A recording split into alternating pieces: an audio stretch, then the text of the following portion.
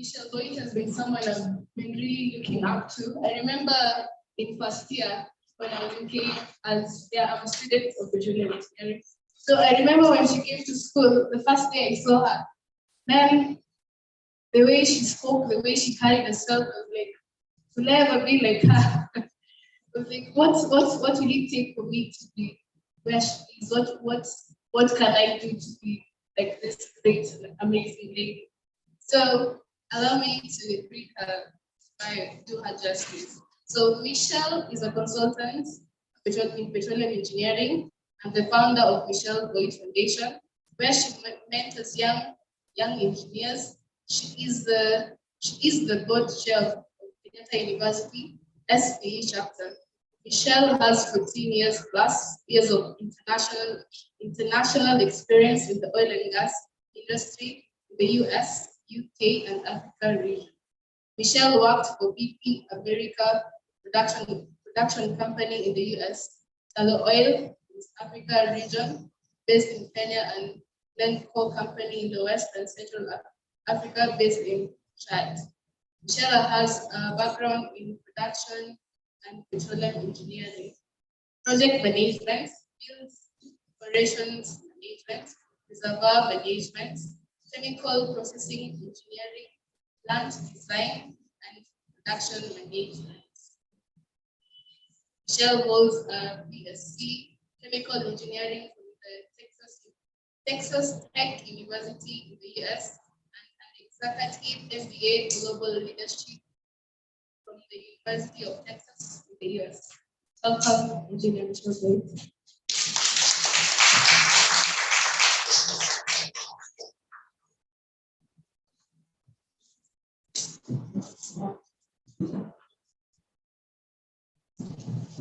All right, thank you so much for that introduction. I'm very honored and humbled to be here. Brenda, thank you so much for organizing this. I'm very passionate about sharing the knowledge that I have. That's specific listening. Okay. But here I'm going to be a shadow there. Right here is okay.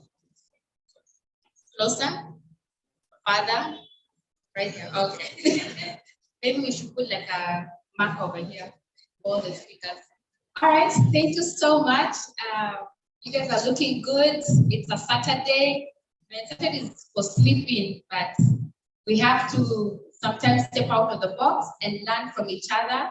I myself have learned from so many people, and I have been successful because I've learned from other people. So don't get tired in networking. It is very important in your career, in your growth, personal and professional. So when you hear, especially when they're free, okay, don't miss. So I'm here on behalf of myself and also Michelle Boyd Foundation. And I'm gonna share the opportunities that we have in engineering and also out of engineering, but more in the oil and gas industry. So I'll tell you a little bit about oil and gas industry, a little bit about the foundation, and then what are the opportunities.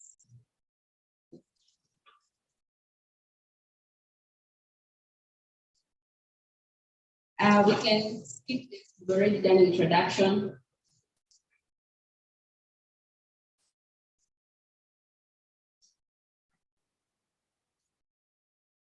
But I should have done just that one. No, that's okay. So I'm very passionate about mentoring, and that's where is the mark? This is gonna be difficult. I'm used to walking around and talking, but because of technology, like Karen Maina has told us that we need to share. There's some people who will want to be part of this, and through technology, they're gonna be with us. All right, so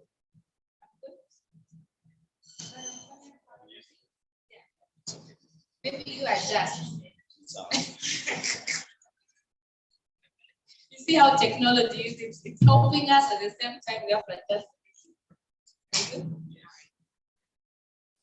So I'm going to talk about oil and gas industry. I would like you to understand it is a new industry in not only in Kenya, but in East Africa region. It has been on for more than 60 years, 100 years in other areas. But because we have come in late does not mean that we're not going to be successful as a region in East Africa or in Kenya. We can use technology to make sure that the innovation and technology that we are up to par also. So oil and gas is divided into three. We have upstream, we have middle stream, and we have downstream. So we start with upstream. Upstream is when now you get your hydrocarbons.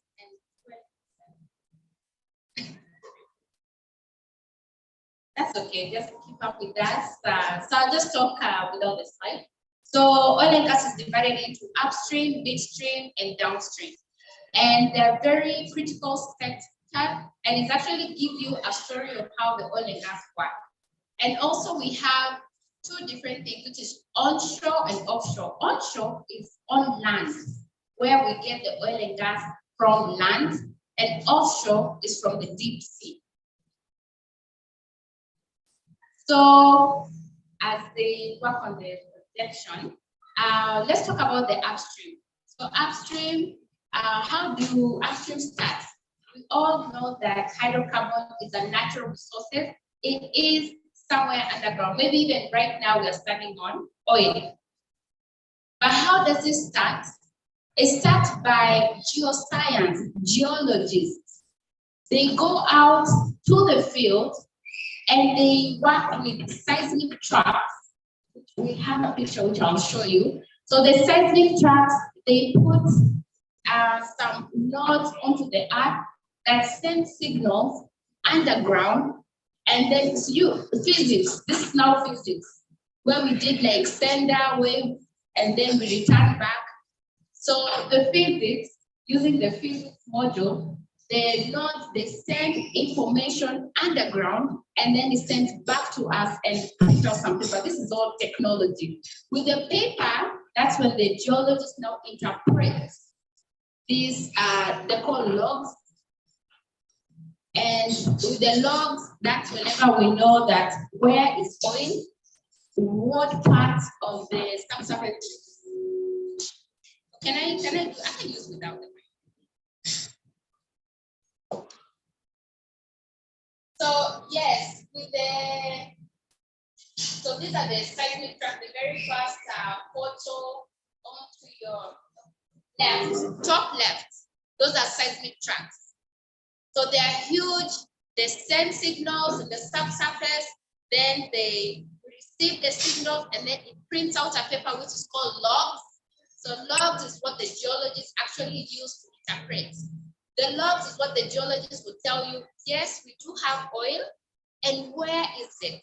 Is this 600 meters? Is this 3,000 meters? So they give us that information. So with that information, that's whenever it's given to the drill engineer. They tell the drill engineer, you know what, right here, this is where we have oil. So the drill engineers, they go in, they drill, because they want to compare what the geologists have found and reality. So they go drill, and then after drilling, we have well testing engineers. They come in and now open the valve for it to produce oil. And we receive on the surface, and now we have a lot of analysis in the lab to understand what is the quality of the oil that we have, and what is the quantity also. So it's about quality and quantity. All that happens in exploration. Then appraisal is the next stage. Appraisal now is to understand, because the geologist will tell you, actually the whole of Nairobi has oil. So we want to know like how much of oil do we have? For example, in Kenya, we said Turkana, the whole Rift Valley, we have oil, the whole of the Rift Valley, but how much of oil do we have? Remember in geology where we have folding, faulting, so there are some parts that move, the plates move in the earth, so you'll find that there are places where we have 600 meters we find oil, and then because it moves, there are other places we find oil at 3,000. And then there are some places where it's just uniform, where we have oil all throughout at the same level. So finding more information, we go to appraisal. Then we go to development and construction. That's when now we have figured out where the oil is. Now we start drilling different kinds of production oil wells. So we'll say like how many do we want? Like when I was working in the BP, we had 2,000 wells where I was working. But in total, the whole of business unit in BP in the US, we had 10,000 wells. So here in the currently number of wells we have drilled so far in Kenya is 75. And among the 75, then 60% was drilled in the last 10 years when oil was discovered. The first well actually that was drilled in Kenya was in the 1960s. So it showed some oil, but it quite didn't understand. But because now technology has improved, we have done more and more in innovation, we are able now to discover oil because of the use of technology. Then after we figure out we are going to drill maybe 200 wells, that's whenever now we start constructing the roads, and that's when civil engineers come in, constructing all the mechanicals, the electricals, because we have to receive this information from the well. Do you know when I come in the office in the morning, I open my laptop, I get all the production. So how does it go from the well to my laptop? Even the person who sits in London gets the information. The person who sits in the US gets the information. How does that happen? It's because now we have the electrical engineers, they do some wiring and we get the information. And then we do piping, because we have 200 wells. How do we connect the oil from different pipes? How does it go downstream? So all that construction. And of course, construction also, where people are gonna be staying, accommodation also is important, and also keeping up with the roads. Then we move into production. Now, after you drill all these 200 wells, now we move into now making money. By the way, all the way from licensing, exploration, appraisal, construction, we're now making money. And each and every stage takes like what? License can take 1-2 years, exploration take 5-10 years, and then appraisal can take another 5 years, construction can take 5 years. I know people say, like, hey, Gambia, we are drilled, where's the money? Why are we not enjoying the oil that we had drilled? It's because it's a long-term investment. Oil and gas takes a long time. So by the time you get into production, you spend probably 10 to 15 years. And all that money you have is just investment. You are not getting back until production. Now production, when you start selling oil, you start making money. Production can be 20 years and 50 years. So you can produce oil for a very long time. And then once you are done, you have abandonment, decommissioning, you have to return the earth better than you found it or the way you found it. So if the well is not producing anymore, it's uneconomical, you go and plug it. But you have to plug and plant grass, and you have people who come and inspect. So if you do like a shady job, I remember there was a time that in my field, there was a well that was done very shady when they came to plugging, and then gas started leaking. And unfortunately, it was a farmer's place where he keeps his horses. So they started seeing some gas bubbling from underground. And we got in trouble as a company, so you have to do it very well. So this is just upstream of how I told you about the timeline, how long it takes the upstream. So this is midstream. After you've already discovered oil you have produced, now you have to transport. For example, the oil that we discover in Turkana, we have to transport to the refinery. How do we do that? We do through many ways. The pipeline is definitely the most cost efficient and safe. If you do by truck, you can imagine how many trucks we're gonna have on roads. You can use railways, you can use old tankers, and then when it's offshore, we use a barge. So During the midstream is usually just connecting upstream and downstream. This is the place where now we start storing crude oil and basically just transporting. When we did we call it early oil production scheme project that we had at Talo, because we don't have pipelines in place, and because it was just a small production to understand more about the oil and gas industry, so we used trucks. But you can imagine one truck like that container only carries 150 barrels. And then one well produced 2,000 barrels a day. So can you imagine how many trucks are there on road? That we had 100 and we still could not keep up.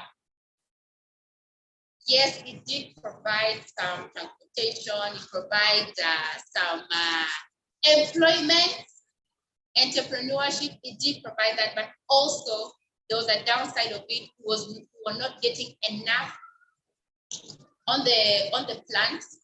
And then also, road accidents, we had a lot of spillage, we had funny things, like you end up having half a tank at the end of it. So yes, so those things happen. So you have to pick a mode of transportation that works out. Definitely pipeline is the best mode of transportation for oil and gas. That's midstream. And then downstream is all about refinery. So crude oil is actually a raw material. We don't put crude oil in our cars. We don't put crude oil in the factories. Crude oil is a raw material. So when it goes into the refinery, that's whenever we go to processing and purification of raw materials. This is where chemical engineers work.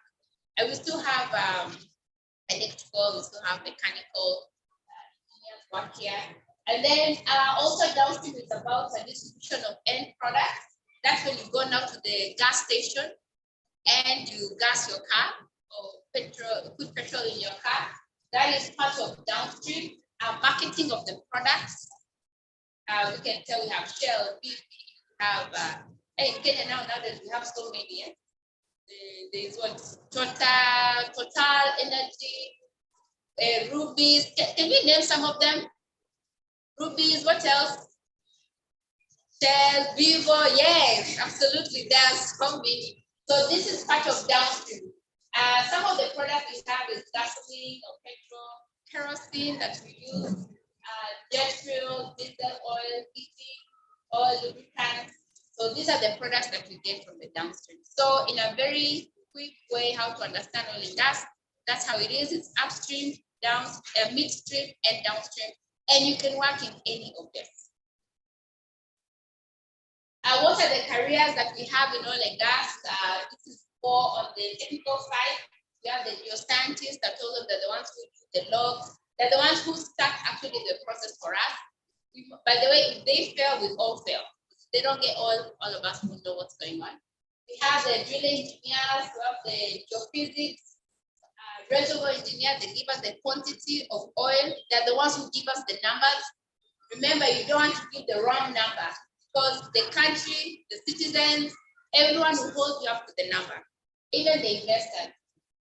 Well testing are the ones who take the oil and take it to the lab so that we measure the quality of the oil and quantity.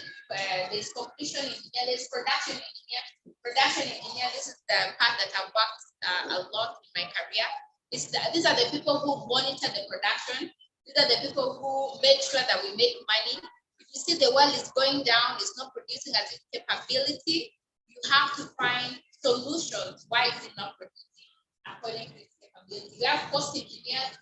They're the ones who make sure that the project is successful. Because as an engineer, I can spend so much money, but I have to have a police person who will make sure that I don't overspend my project. We have civil, electrical, mechanical, chemical, petroleum. We have environmental also, it's very important. These are the people who make sure that we do not hinder the environment. Do you know, like when I'm in the field, even when I find a snake, I'm not supposed to kill it. I'm supposed to call the specialist, snake specialist, but they were like, that's very interesting. We have snake specialists. So when you see a snake, you step back and call the snake specialist to come and pick it up safely and take it to its habitat. Because we are the ones who have invaded its space. We call them snake handlers. I don't know how. I'm always running that. You're gonna find me like that side. But yeah, so environmental, we are not supposed to hinder the environment. We're supposed to just come to our work. We're not supposed to spill. We have to make sure the environment is good. We have industrial design, geomechanics. Geomechanics are the ones who come up with beautiful maps that shows us. How do you progress in a career in a ladder? First of all, you start by being a field-based or an office-based engineer. They usually train you. Different companies have different training programs. The one I attended at BP, it was a 3-year program, the Village Challenge program. The one that was offered in Talo was a 2-year program that was partnered with Shell. So every company has different training program. So when you finish college, they don't expect you to just come and become an expert. They train you. After that, it takes like 0 to 3 years. Then after that, you figure out where you want to be. But during training, they take you in different departments.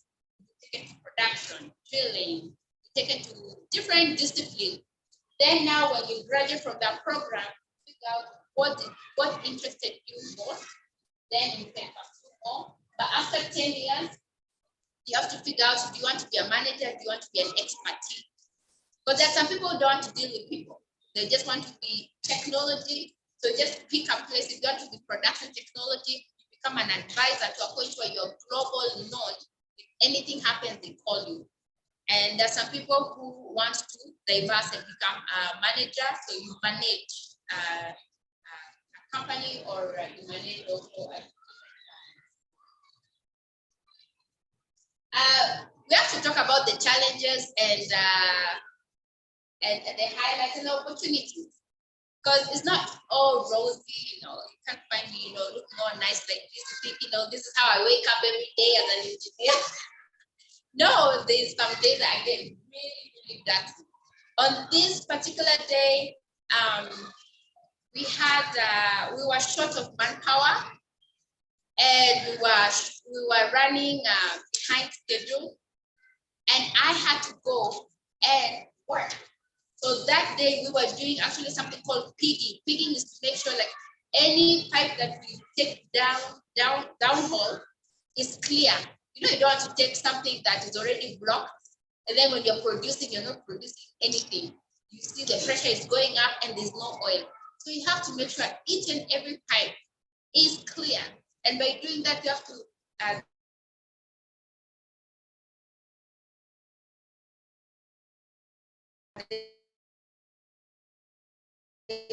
it's very minor. Then it's 100 degrees, it felt 100 degrees. Then you have to have coveralls, you have to have boots, you're just sweating, everything is happening, and but work has to be done. So sometimes even as a leader, as a supervisor, if you feel like there's a part that manpower is down, you have to get your hands dirty. So that day, so the challenges are physical and mental demanding environments. You can imagine the physical, like it's very, very hot. And then there's the other thing, when I was working in Wyoming, it's extremely cold. Extremely cold. Like I wake up, like I can't feel myself, but you have to go to the field. You have to go to the field, you have to drive in ice, you have to drive in snow. Because we cannot stop production, right? Yeah, production has to keep on going. So we have such environment, very demanding, and then also mentally, it's very demanding. If you're the engineer on duty, you have to, if you're the engineer on duty, you barely sleep actually, because the operation is 24 hours. So if something happens, they have to come and knock on your door. So as a woman, you always have to dress up, because you just never know. You always have to make sure that you're ready. If they know, you have to jump out and go. So it's very demanding. Family work balance, when you're starting a family, You're going out. We have sometimes schedules that are 20. That's the one I worked in Chad. So I'm gone for 1 month. And then I'm home 1 month. So what if you have a partner who's not supportive, or you don't have family members who help you, or you don't have a supporting system? What happens? It becomes difficult. So I'm very, I have to say I really thank my family and my friends for supporting me, because I've been able to balance. So my parents, my relatives, they're all chip in. But then this is like, they say the child is raised by a community. This is very true. Because I really, really enjoy what I do as a career woman, and also I really love my children also. But you know, they have to let me do my thing also. Taxing hours, yes, you work 12, 18 hours. Also, you work 1 hour. You work in the remote areas. If you're working offshore, you can imagine you have to be taken by a helicopter. You will not see anyone. But then sometimes even there's no network. You might not see your family or talk to your family for almost a month. So you have to prepare yourself. So a lot of people quit because they look into different things. So maybe they're going for money. Just to a point where the money is not that important anymore. Because if you feel that you're homesick and you can't live without your child, you know, it comes opportunities, international exposure. Most of the oil and gas industry are international. So you get a chance to actually travel a lot. I've traveled a lot. There was a time where I was living just from suitcase. My bedroom was just one suitcase to another. I don't have time to unpack this, so I just get another suitcase. You stay in hotel. When I was young, I was really enjoying it. And then when I started getting older, it was quite not fun anymore. Right now, I actually don't enjoy traveling at all, unless it's for leisure. But yeah, you get opportunity to travel. You get opportunity to meet with different people. I feel that I've been successful because I've met different people from different cultures. It has really shaped who I am. Also, it makes me look at the world different. We have career development training, which I talked about. Oil and gas definitely pays well. I will tell you that for a fact. In fact, Stephen, we struggled to go to other industries because we were starting a very high pay. And the reason is because we're also handling very dangerous community. In the field, there are people who have died in the field. Sometimes if you're producing hydrogen sulfate, you just breathe hydrogen sulfate and you fall down and you die. So that's what we're dealing with. In Chad, we work in very remote areas where it's not secure. In Chad, I'm in the office and there's shooting because of, not because now of oil and gas, but because of now the environment that you're working in. They're shooting, like you don't know if you're coming home or not, but you get paid for it. I'll still go back to that. My family think I'm crazy. I enjoy it. And then job satisfaction for me, I really enjoy. I know what I'm doing definitely impacts the economy. Yeah, so actually that's much what I wanted to share. This is some of my career. Oh yeah, if you're wearing a green hat, by the way, you're a mono. Everyone watches you. They tell you don't touch any buttons. And then at that time you're hyper, you're young, full of energy. You really want to like, yeah. Green hats, yeah, mono. I want to be curious and very dangerous. Yeah. They're supposed to watch and learn. And then you graduate to wear the white hat. That's Talo and Vicky. And this is the highlight of my career. This is when I met the one and only Kenyatta, very president. This is when we launched fast oil production in Kenya. So I was really humbled to be part of the team. I was leading the technical team where we were able to accomplish all those pipelines. I'm really telling them what's going on. What you don't see in this picture, actually, I'm the only lead. Yeah. From the president, the deputy president, he's the CEO of our company, MDs at the back. We have the governor, we have all the CS, the PS of oil and gas. And actually, the person who was explaining was a lady. So walking around and telling them what's up. You're in my office. Yeah. So welcome to my office, and yeah, this is what we do. It was a very humbling time. For me, this project was the most challenging because when I was working in BP, when I was working, prior to when I was working BP, everything was there. Like oil and gas have been there for more than 60 years. So if you want something, a simple valve, you just make a phone call and they bring you. But here, we don't have the technology in the country. It's new. In fact, when I say a valve, you have to either get it from either Dubai or UK or US. So your project, it was actually planning was the most important thing. And I learned that because I didn't have that challenge when I was working in the BP. But I had that challenge working here. And then as soon as we got the project, we have so many things. And then we have so many things that went wrong. The Kainuk Bridge, the only connection from Kenya to Ghana was Kainuk Bridge. It fell apart. All the equipment on the other side. And it took 45 days for them to fix the bridge.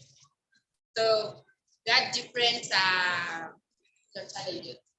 So yeah, I remember I was walking and then I had someone holding my hand. I was like, oh, who's that? I was like, oh, Mr. President. I didn't know if I should hug him or what. I was trying to stay really calm, but yeah, we had a nice snapshot. That's Governor. And that's it. So thank you so much. Those are my contacts. I really enjoyed it. I want to get successful. For me to be successful, I had mentors, and I want to be also a mentor to some of you who are interested in it. And thank you so much.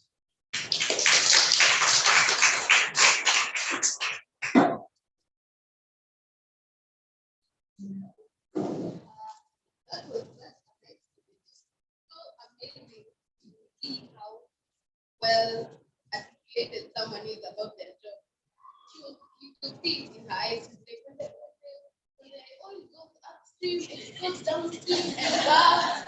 And like, and I love to understand you understand. So those who speak to him, like she knows her job.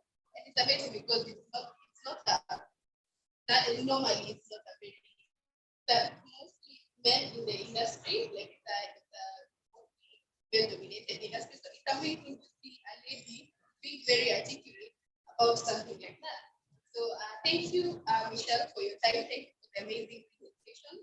And you can also go online and find out more about the Michelle Boyd Foundation and how you can get mentorship from there. So our next speaker will be, we're going to have a very interesting topic. Money, like money. We are like money. Now, is there a lady who does not like money? It takes money to just be a lady, and a lot of money is for most people. So we're going to have an amazing lady who's going to talk about financial literacy. This is a conversation that I think in this time, in the past few years, has come up a lot. Like financial literacy, personal finance, get your money right, do your saving, do your investment.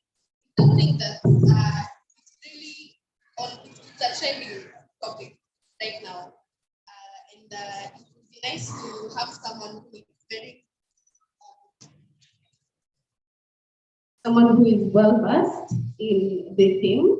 So I am just going to introduce our next speaker before I invite her to the stage. So Rosella is the founder of Vasili Africa Limited. It's a financial investment consulting firm that consolidates various investment instruments from different companies to provide a 360-degree view of wealth growth through helping investors articulate their strategies and match their investment needs with the best opportunity source system to protect their acquired wealth and to preserve the same. So before devoting fully to her work in Vasili, Rosella previously served in various investing companies and also in different growing capacities for a span of 8 years. She has a bachelor's degree in law and a certificate in business management. Throughout her career, she has undergone various trainings for personal development, sales, marketing, recruitment, training and development of teams, and she's currently enrolled to be a certified personal finance planner and a chartered security and investment analyst. She's also passionate about client relationship management, investment advisory, and portfolio management, business strategy planning and development, and training different age groups on personal finance and planning. Also, Rose has been a business mentor and speaker for Kansas City COVID-19 Innovation Challenge 2020, and also for the Makueni County Challenge for the team. So I would like you guys to help me welcome Rose Ella to the stage, and she'll talk to us about financial. Welcome, Rose.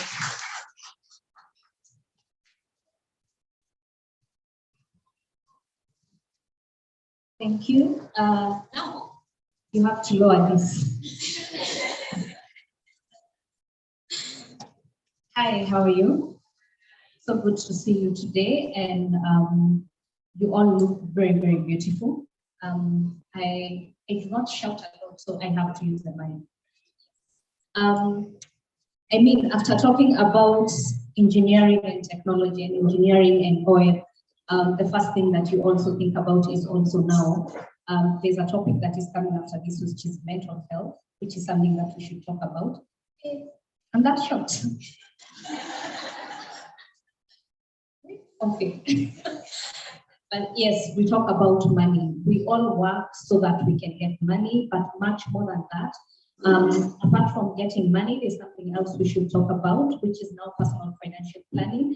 And it is getting the money to actually build wealth or generational wealth, something that you can leave for your kids or build your own legacy. You don't want to live under other people's because I'm married to, yeah? You don't want to be known as, you want to have your own.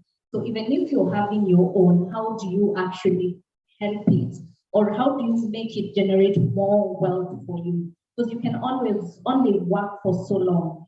Up to about 55 years, you're tired, you want to retire and everything, yeah? And the funny thing is we women always live longer than men, yeah? So men live about 76 years, we live up to about 81 to 85 years. That is on a general, yeah? So for those years, and I think because we go through a lot as women, you have childbirth, so you probably stopped working for some time so that you can take care of your family. And then you have health issues because we women carry a lot from our heads to our bodies. We carry a lot. So the first thing we need to do is first learn how you're going to save for your retirement. And second, how you're going to save for your health. And now the other thing is also understanding how now you're going to create generational wealth. And it all starts from knowing yourself right now. How much am I bringing in? How much am I capable of bringing in as my income? Yeah. So you use tools that help you do that. That is something like an income statement. Write down everything that you own and how you own it. Yeah. And then write down all your expenditures. That is maintaining a budget on a monthly basis. It's very simple. Yeah. And also because we have a lot of expenditures as women, write down everything that you spend on. Apart from the budget, on a monthly basis or on a weekly basis, I will go into town and see a pair of shoes and I buy it. Yeah. The question is, if I buy it today, was it in my budget for the month? Probably not, yeah, because we like impulse buying. So what do? Go back to the budget, see if it actually aligned with any of your, go back to the expenditure and see whether it aligned with your budget. And if it's not, always ask yourself before you do any impulse buying, can I be able to put as much as I am buying this, the cost of this item into a savings account? Yeah. So a pair of shoes is 5,000 shillings. Am I able to put the same amount in a savings account? That means that I have to have 10,000 shillings so that I can spend 5,000 shillings. Yeah. The other thing that we need to actually take care of as women is having an emergency fund. The last 2-3 years have taught us one thing that is very important. it is not enough to have money coming in on a monthly basis. It is good to have money. Sorry. It is good to have money that you can live with by after every 6 months. If anything was to happen to your income right now, your current income, you can actually be able to comfortably maintain the same standards of living for the next 6 to 12 months. Why 6 to 12 months? 3 months might be a very short time for you to get another job and for you to get the same income, yeah? So 6 to 12 months gives you enough time for you to decide, by the way, my job was stressful enough, let me take a break. I will start applying for a job after another 3 months, yeah? And then 3 months of probation, and then now you get back to your income level. So have an emergency fund that you can live by for 6 to 12 months. After that, after you know now, you already have now income, start investing. So I have my emergency fund, I have my income, I have my expenditures, I have my budget, and I've been tracking how I'm using my money. Now start investing, yeah? As I said, we are the people who, we live longer than men, and at the same time, we are the ones that inherit the family wealth, because these men, mostly, they die before us. So we are left with the wealth, the children's wealth, so that we can take care of it, yeah? If you look at most family-run businesses, there is a woman behind. The man was just going and pushing his way, yes, to get the wealth, but there's always a woman who's making the financial decision. And the sad part is, as much as we women are better money managers, we have the least level of financial literacy. Why? Because we also operate as a herd. Because Catherine is investing in where? In Forex, and she has said that she is getting enough income from Forex without even understanding my risk appetite and everything and what circumstances that she is investing for. I go and invest in the same, because we always like investing where our friends are investing. So financial literacy is very personal, and that is why it's called personal financial planning. It is not my friends, it is my personal financial planning. Sit down, understand yourself, understand your risk appetite. And understand your circumstances, because also your risk appetite is usually affected by your circumstances. If I am young without a family, I can be able to take more risk, yeah? And probably I don't have a family, but I have dependents, yeah? Siblings that you're taking care of and all that. So always make sure that you are understanding yourself from a personal point. Even when you get married, yeah?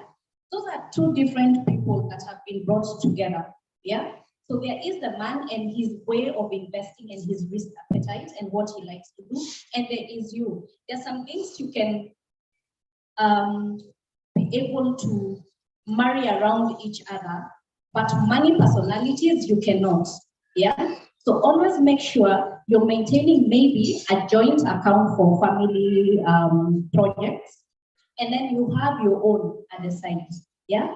They're dealing with different clients. We see people coming in and a woman is opening an account and they tell you, I don't even want my husband to know, my beneficiaries are my kids and everything, yeah? And yes, there's that part of why shouldn't he know, but imagine take care of your finances as a woman, because when you divorce, also there's that part. When you divorce, what happens? Women are the ones that suffer the most, because you are used to this kind of lifestyle, and then all of a sudden now you're at 50-50, and then you're told not even 50-50, it will be at per contribution, how much contribution you put into attaining something, yeah? So imagine, how do you quantify washing clothes for someone to go to work? How do you quantify it? Yeah. So you have to think about those things. Take care of your personal finances. Have an emergency fund for 6 to 12 months. Start investing in different things, but understand yourself before you start investing. Do not invest in a hard mentality, yeah, because my friends are doing it. Start investing, and do not ever invest in something that you do not understand. If you do not understand, just stop it. Yeah, go to something that you understand and start where you are. It is as simple as that. Start with your bank savings account after that. And if you know that you don't have the discipline of doing it on your own, get into a chama that has the same goals, yeah, as you are. Preferably not, you can decide it's probably not a merry-go-round. You guys want to invest together so that you can invite people who can talk to you about personal financial planning. If you don't have the discipline on your own, get into a chama. It will give you the enough discipline. Sawa sawa? Thank you. We shall keep talking about this. For now, we have to kind of rush to another one, but yes, we shall keep talking. And Brenda, thank you so much for inviting us. Yes, we can share the contacts and maybe we can share information. Asanteni sana.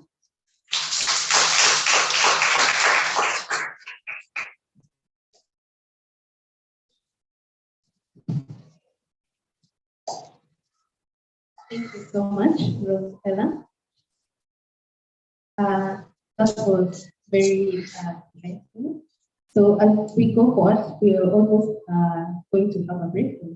Nancy will tell us what we do during that break.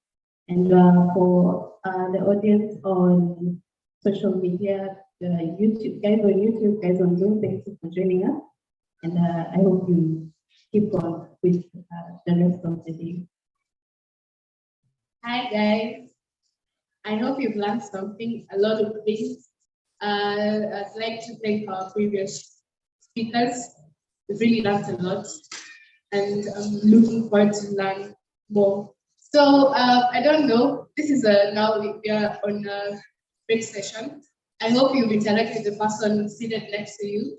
So because networking is important, I'm going to ask people randomly if they know, if they've spoken to the person seated next to them. Yeah, so tujue kama watu wanachukulia networking seriously, as Michelle said. So yeah, so I think I'll just ask, I'll start with this table. Have you interacted? Can you tell me what has happened? And also my question. Amazing.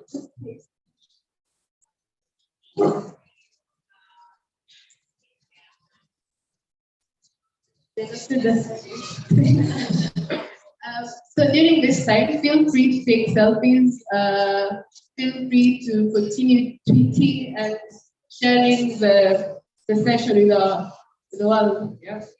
So I'll go to the table behind. Table behind. Actually, I'll have it. We gave the fact.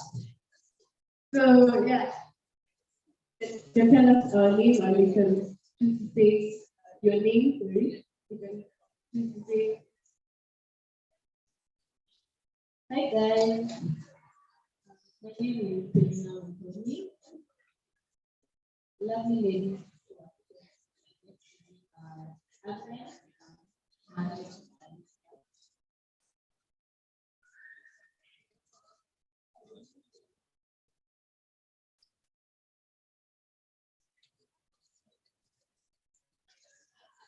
Thank you, guys.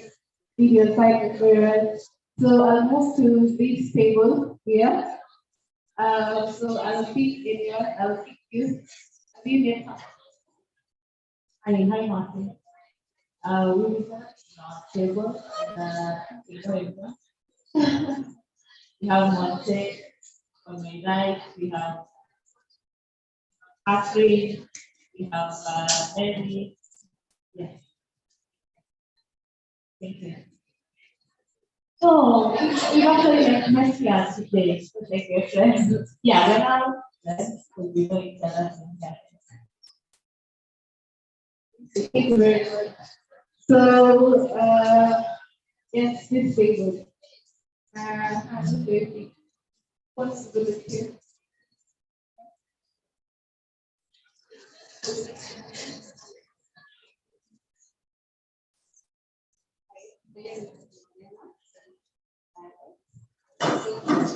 Joanne.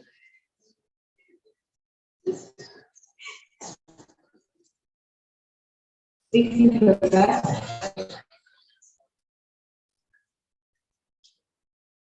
Can I think again?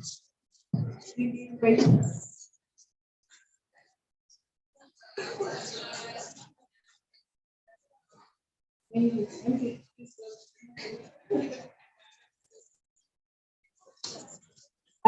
So I think for the practice, so that we can continue to know each other and because us to shuffle a little bit, double, yeah. If you guys can make you move, you guys can decide to go to that side, those people, or one of you can move from this side to that side. This is so that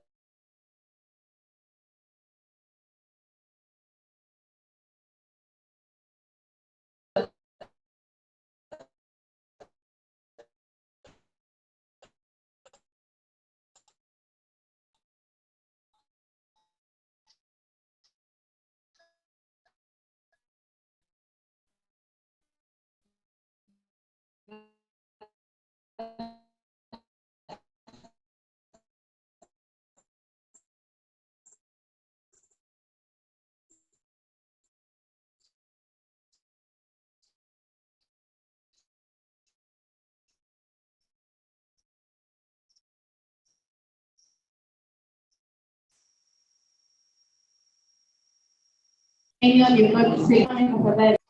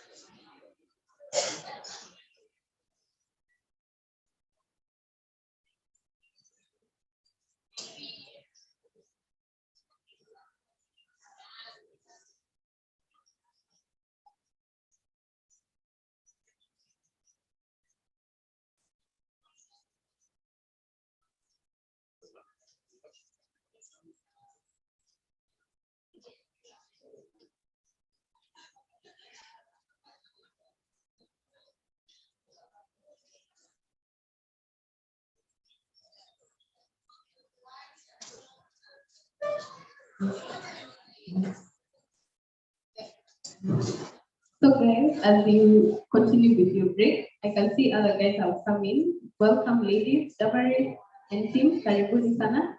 So you guys, we are currently on a break for the next 10 minutes. And then from there, we'll be having one. So you can take the time to know the guys who are teaching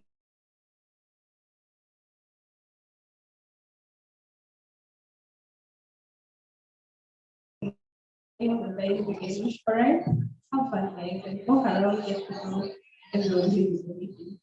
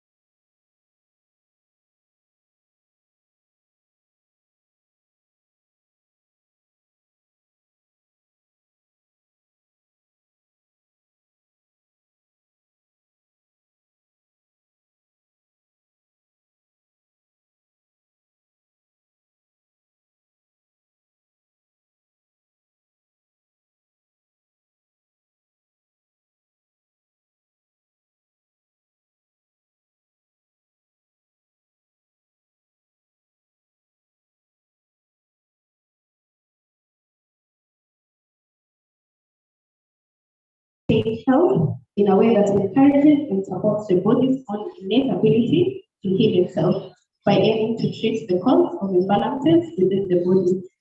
It's pretty amazing. Nowadays, when we go into the stores, when you go to the market, we're looking for what's organic.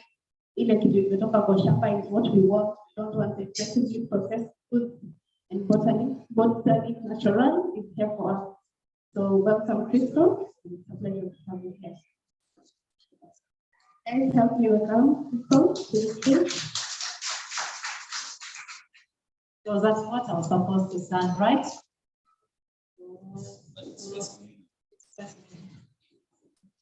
Good morning, everyone. Good morning, ladies. How are you feeling?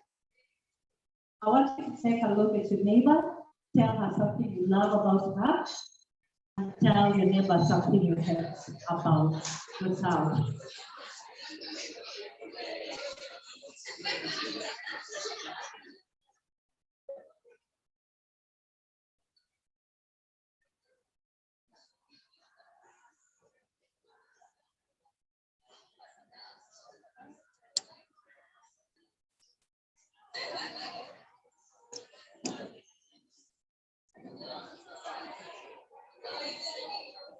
Thank you, thank you, thank you. Thank you so much, guys. So you have a lot to say about yourself, right? So we just celebrated International Women's Day the other day, and guys, are you still there? Oh, that was pretty cool. So we just celebrated International Women's Day the other day, and the theme was breaking the bias. Growing up, somebody could have told me that we could have engineer. It was almost impossible. Ningeita, wana Michelle, wana Brenda. But right here in this new era, we are breaking the biases and we are breaking the stereotypes. We are telling our little kids, our little child, our little girl child, they can be anything they want to be in this life if they put their mind towards it and work hard towards it. My name is Crystal Kizito. I'm the founder of International. We deal with skincare and feminine wellness, and we don't have superficial approach. What we do is we heal you through your organs by detoxifying and making sure your hormones work together. Brenda, thank you so much for organizing this. And I remember you when you were WhatsApping, you told me to come and speak about feminine wellness. And I was a bit reserved. And when I went through the topic that you had shared, I saw mental health. And anytime you talk about mental health, there's a pregnant silence. Is it because it's a sensitive topic? Is it because of the stigma? Is it because it's a controversial topic? I tell myself every time, if something is a controversial topic, then it means we need to have this conversation. How many of us here know anyone who has committed suicide? By show of hands. How many of us know someone who has gone through depression? For us as women to function optimally, our mental health needs to function properly. Is that okay? And mental health is quite a broad term, and I'm not going to talk about PTSD. I'm not going to talk about bipolar. I'm not going to talk about OCD, schizophrenia. I'm going to talk about postpartum depression. How many are moms here? How many have nieces here? Have nieces, have nephews? How many knows a neighbor who was a kid? How many knows moms who've given birth? Then it means postpartum depression affects someone who is close to you, affects you directly. So we need to talk about it. And I talk more about postpartum depression because it's something that I went through. When I gave birth to my third child, her name is Ampara, I was super excited.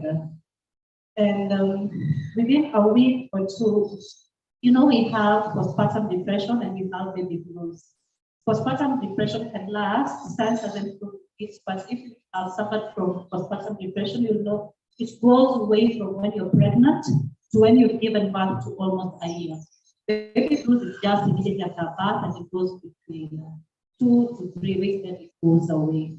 So when I gave birth to my third born, I could feel that I was depressed. But society has turned women as strong human beings. You can be depressed, and especially when you've given birth and you complain, people will feel maybe you don't love the child. And the women who feel their superpowers. As a society has painted women as, yes, it's a good thing, we are teachers, we are caregivers, we are protectors, but we're still human beings. So I gave birth, and at times I could feel like killing myself. And you know, people don't really understand how suicide works. And mom, we talk about mortality rate. We run everything high from commemorate, but nobody talk about suicide. And suicide is number one cause of women killing themselves. And you know, when you feel like committing suicide, especially when you're a mom, one thing that affects you, you still a caregiver. You wonder to yourself, okay, I'm going to kill myself, but who is going to take care of my little one? And then the thoughts start accumulating. You now start feeling like I will kill myself and I'm going to kill the little one. And the devil operates in a way that you don't necessarily understand. Because you are afraid, especially if you are a founder, you are afraid to seek for help because the stigma associated with it. There are people that feel you're not human enough. There are people who judges you. And we need to talk about postpartum depression because it starts with us. Ironically, if I'm going through postpartum depression, men won't judge me because they have no idea of what it feels. But women will be the first people to judge me. So I had this feeling that I need to kill myself. And I started locking my bedroom. I started staying there. And I got really depressed. And I thank God for the technology. And one day I typed depressed. And anytime if you've ever been depressed and on Facebook search, Google, you type depression, there is always a question that pops up. Can we help you? And I feel, yeah, I need help. And then to really realize there are millions of women. It's not just you that is going through postpartum depression. There are a lot of women out here going through postpartum depression. And it's so terrible because you want to kill yourself, but the 1% you ask yourself, will I miss the good things? You're battling an invisible battle that no one knows. You're taking photos, you're smiling, but no one knows the pain you're going through. So today, I just want to encourage any woman going through depression, PPD. It's okay not to be okay. It's okay to seek for help. And all women out here, don't judge other women. We just need to create a safe space where we can express ourselves. Medically, we have what I call medical gaslighting. Women, we have hormones, and these hormones need to balance. For instance, if you have too much progesterone and too much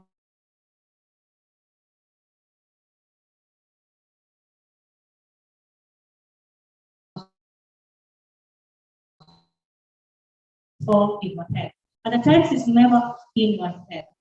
So as I wind up, let's create a safe space. Let's talk more about mental health. Because we can have everything, but if our mental health is still health. If our mental health is still right, we cannot perform anything. Let us be women who create safe space. We do not need to go through what I'm going through, but let's learn to empathize. If I can know that you're my sister, I can tell you exactly what I'm going through without you judging, then we can seek a way forward.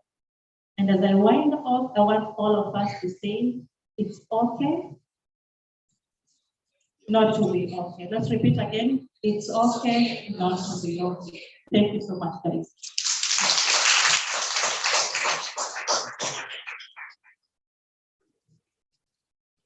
Thank you very much, Crystal, for the amazing presentation. I want us to award her with 3 factorials. So,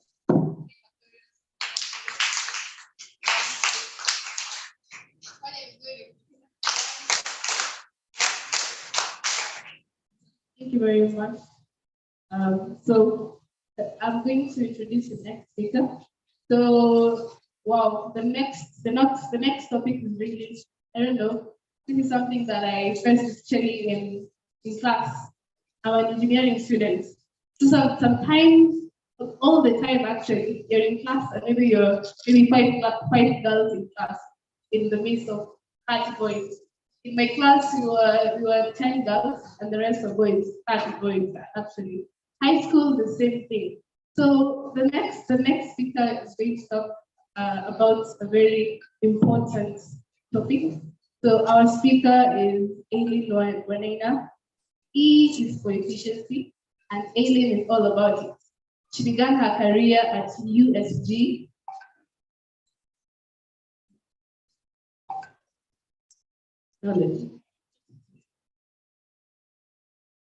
Thank you. Sweetwater, Texas, as a project and a process engineer, eventually working her way up the ladder to manufacturing management. As the head of manufacturing at Moco, Aileen's role is to ensure that you're making enough product in the most efficient, productive, and a safe way. More efficient, more multiplying. Aileen likes to keep things real chill when she's not busy overseeing product manufacturing.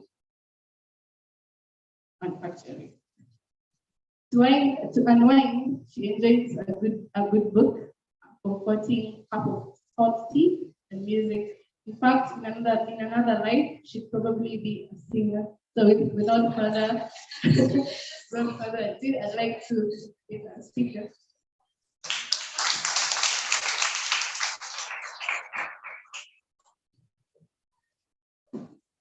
Hi, everyone.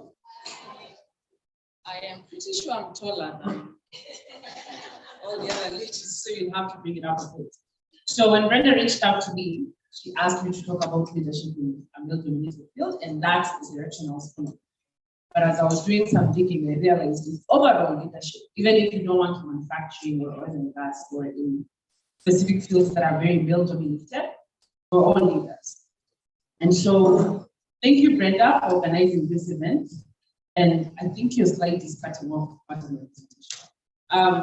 I'm honored to be here, and I hope we'll have a good conversation. So, leadership is not about titles. I know everyone who's coming, that bio that you read is actually the bio that's on the Moco website.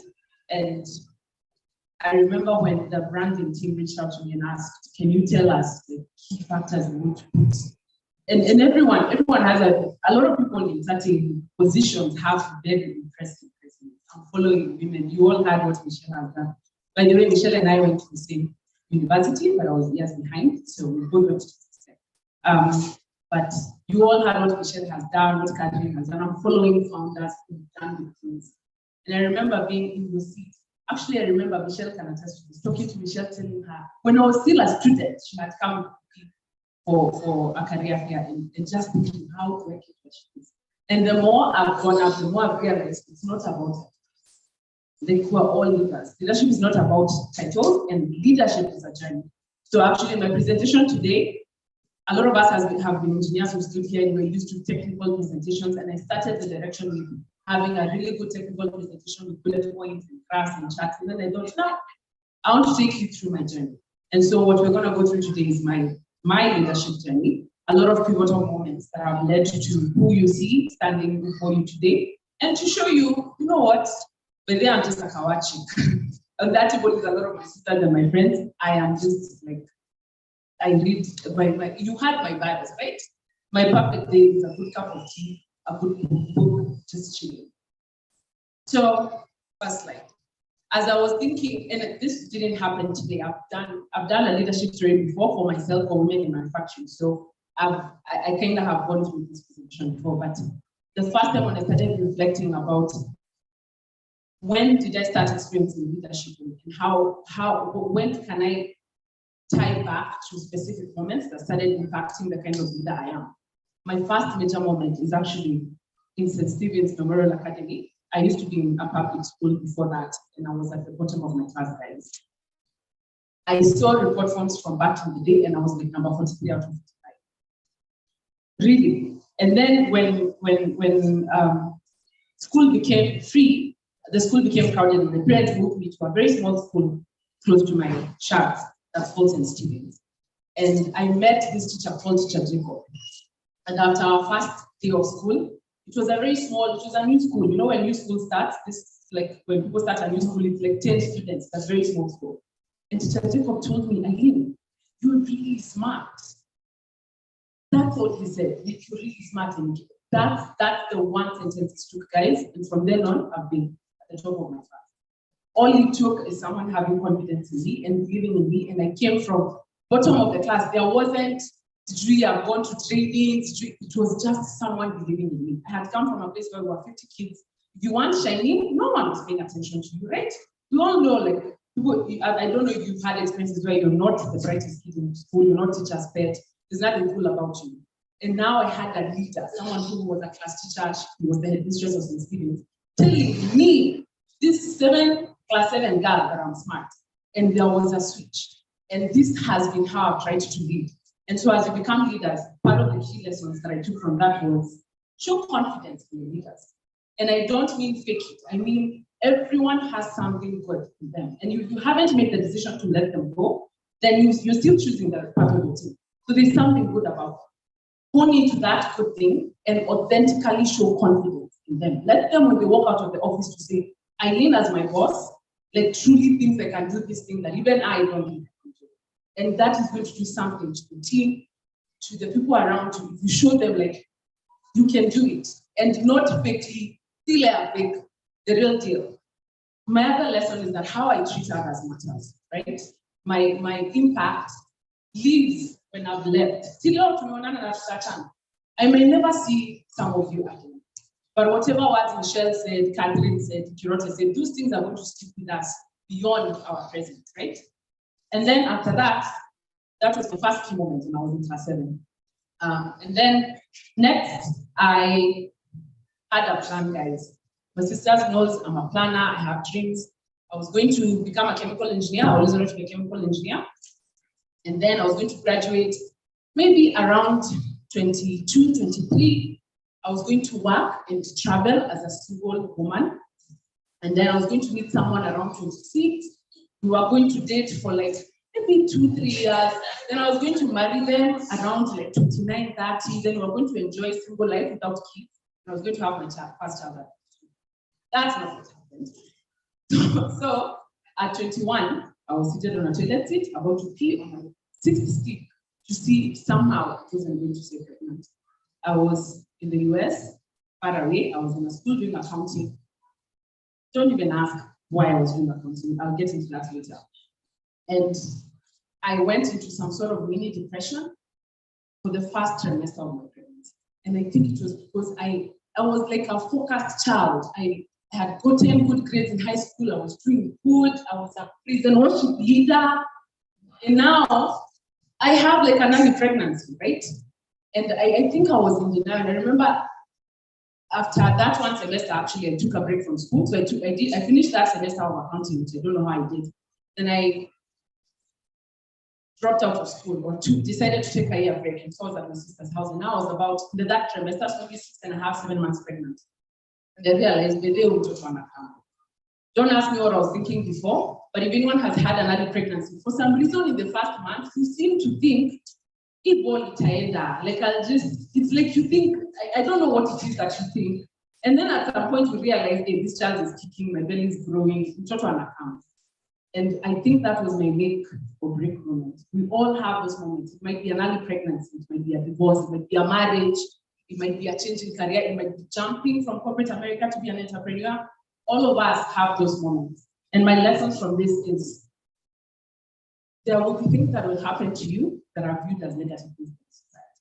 But if you own your narrative, in fact, I remember vividly when the first time I met Michelle, she had come to a fair, a job fair at Texas Tech as an alumni. and I was a student. And I was telling her about like getting an internship. I don't know if she remembers this. And she told me, you cannot let your single motherhood define you. Yes, you're a single mom who's going to school and working full time and paying bills.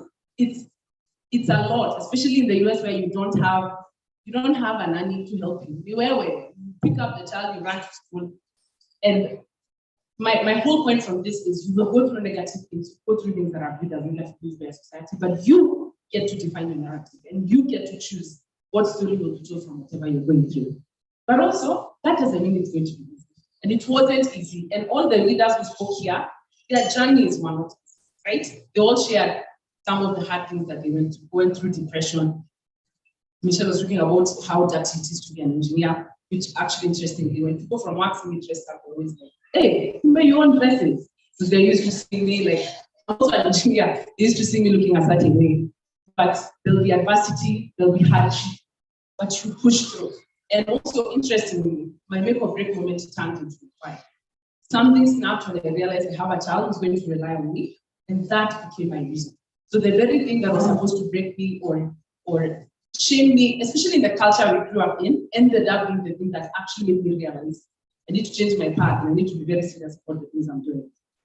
And then I got a child, and things were rough, and I was living in Texas with my family because I was pretty young. So I actually gave birth when I was 22, and I was living with my older sisters. My older sister in her house, and they were helping. Of course, I wasn't paying bills; they were helping with some finances for the child. And I knew I wanted to get chemical engineering. Started looking at schools that offer chemical engineering around the city, close to them, and there isn't in Dallas. So the closest university was Texas Tech University. And I actually applied, but I never paid the application fee, and I didn't finish the application because I felt like that's so far, it's 6 hours away. How am I going to do it? And so I decided, you know what, I'll do something else. And I decided I'm going to do accounting and become a CPA. So I applied to Texas A&M that was closer, got admitted, all the financial aid stuff. I went to first day of class, I sat in class, and I had a clear moment of I am not going to be an accountant, I want to be an engineer. This was the second round to try to be an accountant. And I left campus, I had already applied for accepted, and I called Tech, and through a series of pushing and talking to deans and getting special approval, because school had already begun. I actually got accepted into Tech without even providing transcripts. They gave me a conditional acceptance and said, send your transcripts later, and if you're good, you'll accept it. And so I got accepted into Tech. And I'll share a few conversations that happened during this transition. So I've gone to school, which is 5 minutes away. I have a child who's about 9 months old. And I've come back home. I've sat my elder sister down with her husband, and I've told them, oh, by the way, this week I'm moving 6 hours away with the child because I want to go and do engineering. They asked me, do you have a job? No. Do you have a house? I think I'm gonna go visit on Thursday and look around and see what I can find. And my brother-in-law actually thought I was depressed. So he tells my sister, maybe she's going through postpartum depression. I'm like, no, I am not going through postpartum depression. I've just had a realization that I want to be an engineer. They asked me, why don't you wait a year? And I said, I took a year off. The longer you stay out of school, I know because I've been trying to go back to do a master's, and I haven't gone back. The longer you stay, the harder it is to jump back. And I knew that I either need to do it now or I'm gonna keep postponing it, right? So I told them, I'm going. You either support me and be with me on this journey, or I'm gonna leave. They asked, are you going to live with your child? Yes. They said, don't you want to? I said, no, I want to go with my child. And I moved to a new city where I knew no one with my 9-month-old with about $770 in my bank account. And let me share what some of my lessons have been from that. Can you go to the next one? Is that you have to be decisive. You need to, I think a lot of us are trying to look for this one leader or this position or this title where you're going to start being a leader. Being a leader starts with you. You need to start leading your own life, right? Think about how many avenues we all can take. And every day you're leading, you're making decisions about this is the path I want to follow, this is the mission I want to be, these are the KPIs I measure my life with. So leadership starts with you. And one of my biggest lessons from this particular part of my life was that I need to be decisive. And then also, just because you're clear on a vision does not mean execution will be easy. It sounds very rosy. Oh, I'll go to Texas Tech, I'll get a chemical engineering degree, I'm going to No, it was not rosy, guys.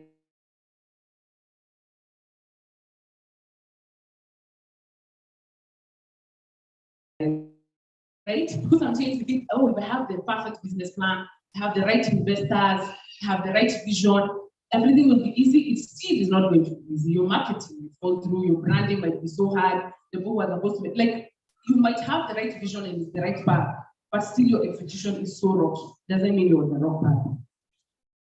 Sometimes you have to jump off it. Literally. And I actually advise jump off the cliff anyway. It doesn't mean that's the right path, but two things will happen. Either you get wings or you fly, right? Or you'll learn that is not my path. I need to go find another path. So either way, you better jump. Because if you never jump, you'll never know which path you're supposed to take. If you jump and you fail, then you'll know that's not my direction. I need to go and follow this direction, right?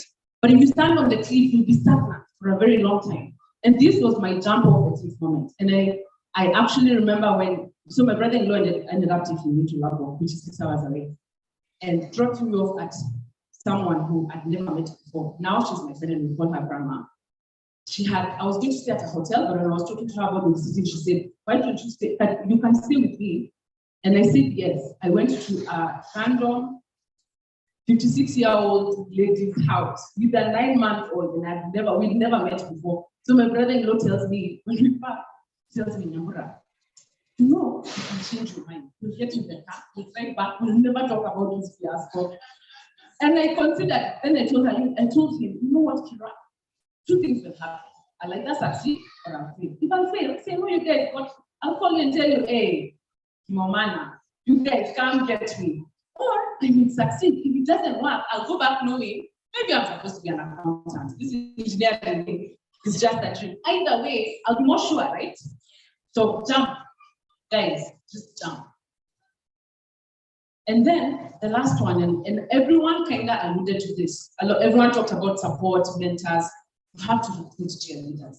I met people who I'd never met before, and I had to lean on them. My family, grandma, friends. Like, you cannot do this thing by yourself. And if anyone told you they did it themselves, they're lying. There's no way to do it by yourself. And you know yourself best, and you know what you need best. So identify people around you who you can have some relationships where they give you what you need to succeed, and you give them what they need to succeed. You cannot do this thing by yourself. So I went to Texas Tech, had a fun ride, graduated, and then my next thing is I went to United States, which I've only worked for 2 companies in my entire career, which is USG and Moco. And I started working at USG as an intern, and later they had me full time. And that is, if I could pick one decision in my career that has led to me being who I am now and where I am now, I would say it's working at USG. And it wasn't anything they did. I think I just got lucky because I got really good mentors and really good sponsors. And sometimes when you talk about mentors and you talk about sponsors, you imagine that you see this person who's where you need to be, and you walk up to them and you introduce yourself and you ask them, do you want to be my mentor? And they'll say, yes. And then you set up a meeting for Tuesday next week, you have coffee and you have a wonderful relationship, and that's not how it goes. In fact, I have found, and as someone who's been paired with a mentor who didn't have a relationship, those mentorship conversations are hard because you don't know each other. They don't know your weaknesses, they don't know what you're working on. So my mentors, I met them at USG and they were my bosses. And how did they become my mentors? If someone is going to mentor you and take their time to invest in you, you better be standing out and doing a good job. You cannot be, excuse my language, BSing and half-assing through your work, and then you want your boss to put their name next to your name to say, I vouch for you. It's not going to happen. So don't worry about having the title of mentor. Wherever you are right now, do the best job you can. I do not care if you're a sweeper. Be the best freaking sweeper in that company. Let them say, end of the time, right? If I'm a person in that company and have a sweeping job that's bigger, who am I going to refer? You, right? But you can't even be, I can't trust you with the small tasks. How will I be referring you? And that's how I ended up getting mentors who are my bosses and are still my mentors even now. After I left, the second point is about getting mentors. When you leave, reach out. With that, I worked at a plant as an intern. Then I got hired full time, but I went to a different plant that was like 12 hours out, maybe even 15 hours away. It was Texas and Alabama. And my first experience that I had where I didn't know what to do or I wasn't sure, I reached out to my past boss. And that's how they became a boss. But I reached out to their plan. People are busy.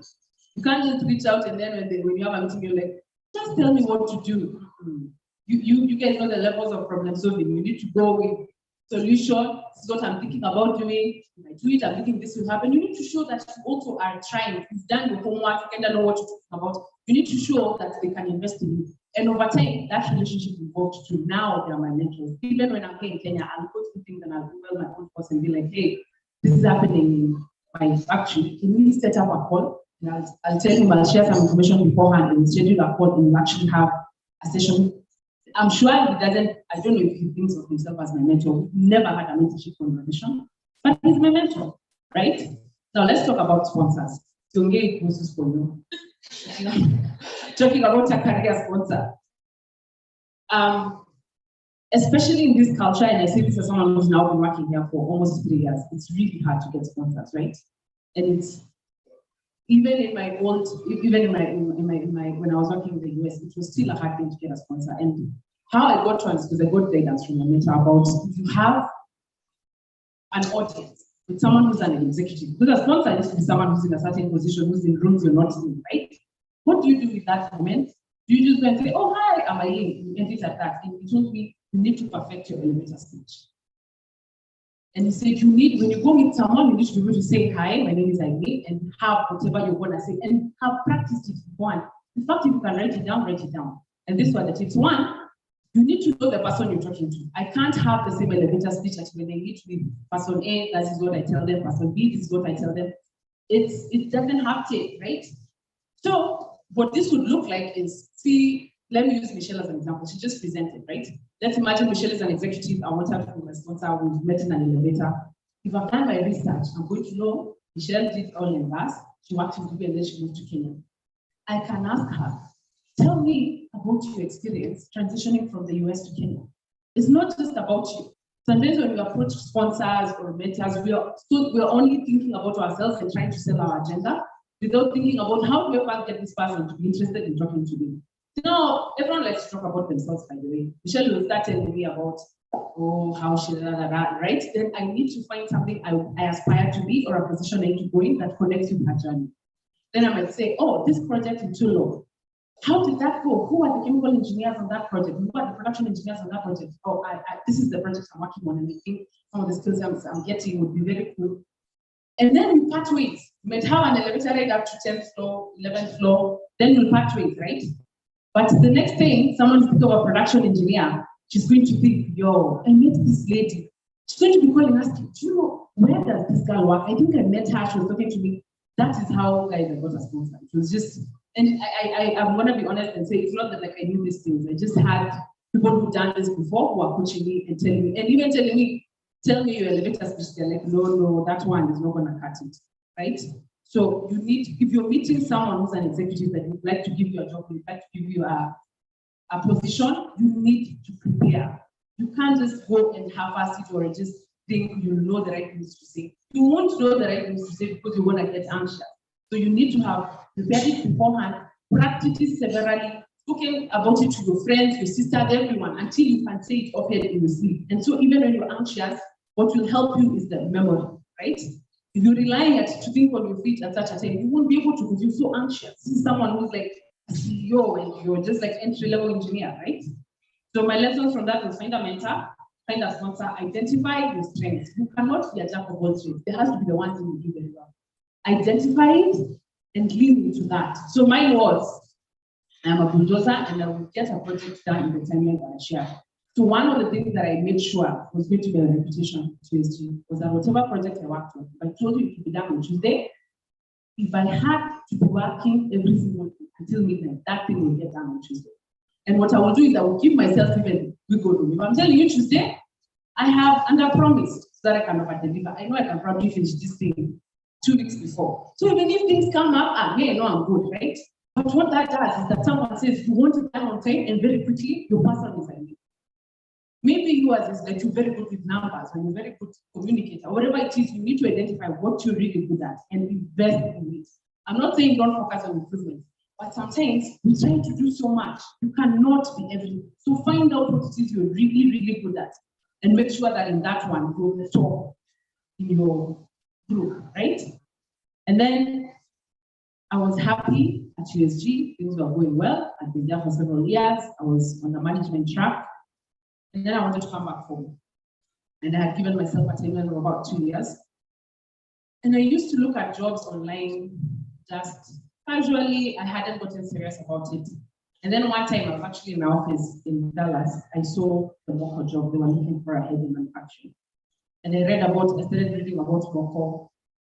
And I was like, this is a very small manufacturing company. And if anyone has done manufacturing, you know that the newer you are, the more chaos there is in factory. Because it means you don't have the systems. You don't even know how much it's costing you to make goods. It's chaos, guys. USG has been in manufacturing for over 100 years. The systems are there, the processes are there. There's a lot of specialization. So all I did was manufacturing. I didn't care about the raw materials there. That is not my job.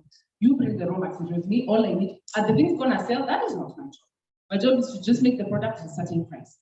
And I remember thinking about how is that transition into a company that doesn't have SMEs. And then I'm coming in as the head of manufacturing. I'm the one who's gonna be the expert. You don't know that much. How am I the expert? At USG, I know the people I call. You want a structural engineer? Oh, I can call Aaron. Aaron, I need the structure for this. Oh, you want something in branding? I know who I can call. This is the person you need to talk to. Or you want someone to do something on AutoCAD? We have an engineer for that. Let me call the engineer for that. Think of the same thing that Michelle described when you're working in an established company with a lot of resources. You don't have to be a jack of all trades. You just need to be really good at one thing. And now I was transitioning to being the expert. So I was jumping. And that takes me to my next point, which is choosing to take the job with Moko was me getting out of my comfort zone, knowing that I was getting out of my comfort zone. So Moko flew me out for a week of a trial. So I went to the factory for about 3 days. And I remember walking in. Moko makes furniture, by the way. I don't know if you guys know, but they make furniture, mattress, now even wooden products. When I walked into Moko the first time, so think of like a warehouse or a go down, there was like, when you enter the door right away, there was a mountain of food. Like there was nowhere to go. I had to walk around. I remember thinking, safety, housekeeping.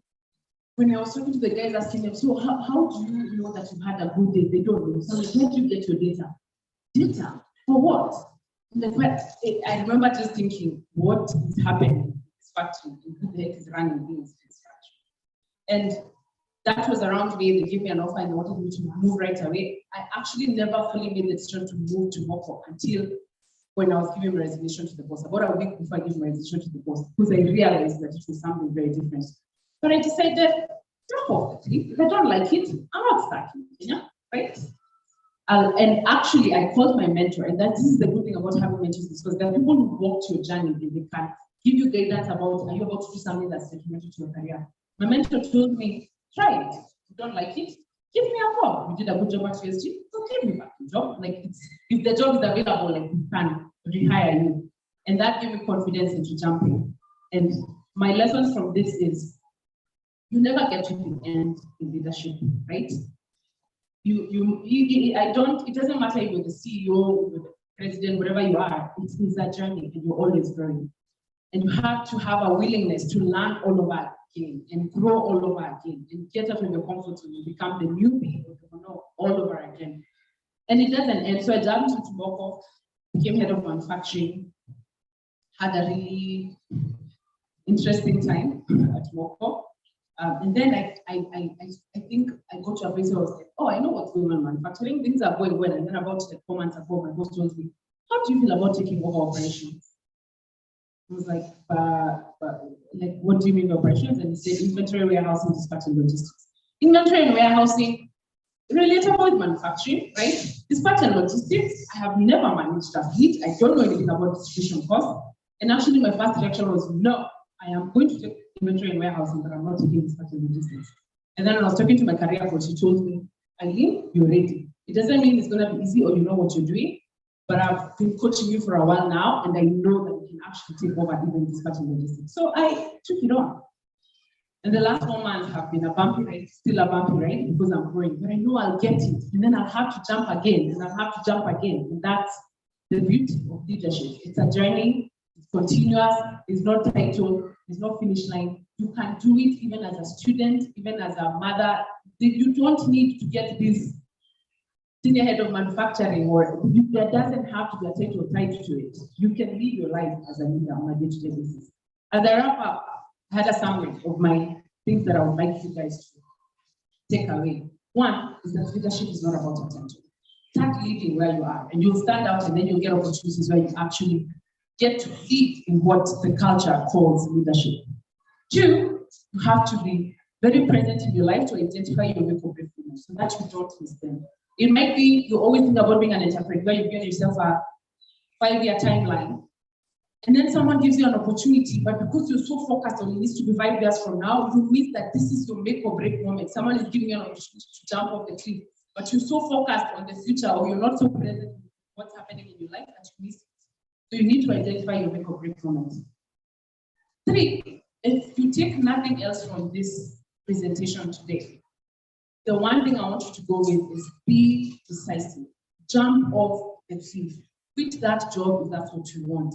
Get into that career if that's what you want. Go get that degree if that's what you want. Whatever it is, whatever your jump off the cliff is, you need to do it. It doesn't mean it will be easy. It doesn't mean it's the right decision. But standing on the cliff is not an option because you'll never grow, right? You'll just keep standing on the cliff. Recruit supporters and cheerleaders. You cannot do this by yourself, guys. Surround yourself with like-minded people. Learn from people who report to you. Learn from your peers. Learn from the people who you report to, right? Learn from, there are so many learning opportunities around us. And find people who plug into different areas of your life and support you for different parts of your life. Then find a mentor and a sponsor if you can. And it doesn't have to be formally a mentor and a sponsor. Because sometimes when you think about it that way, you're not able to move forward because you're thinking, where will I start with this conversation for a mentor, right? But if you start thinking about, I have an aunt who does entrepreneurship and that's what I want to get into. Why don't I go visit her and ask her some questions about how she got into business? You know, that's a mentor, right? But sometimes because we have a perception of how and when and how a mentorship should look like, it can hinder us from actually getting mentorship from the current resources that we have. And lastly, you're on a journey. You will have to grow your current place. You'll keep growing. You'll keep evolving. That's the beauty of it. And you have to be ready to grow and be thrown out of the cliff. You'll jump out of the cliff today, and tomorrow you might have to jump again. Who knows? Tomorrow I might get a job offer to go to Russia, and I'll have to jump off the cliff again. Hopefully not. But I'm just saying, you're always constantly getting out of your comfort zone and jumping into a new zone. And that's the beauty of a leadership journey. And lastly, have fun. Life is short. Single. Have fun in your journey. Have fun at work. Allow your people to have fun. Right? Yeah. And thank you very much, Brenda, for inviting me and for organizing this event. Again, my name is Irene Menenga. I am Senior Head of Manufacturing. And if I wasn't an engineer, I would actually be a senior. Thank you.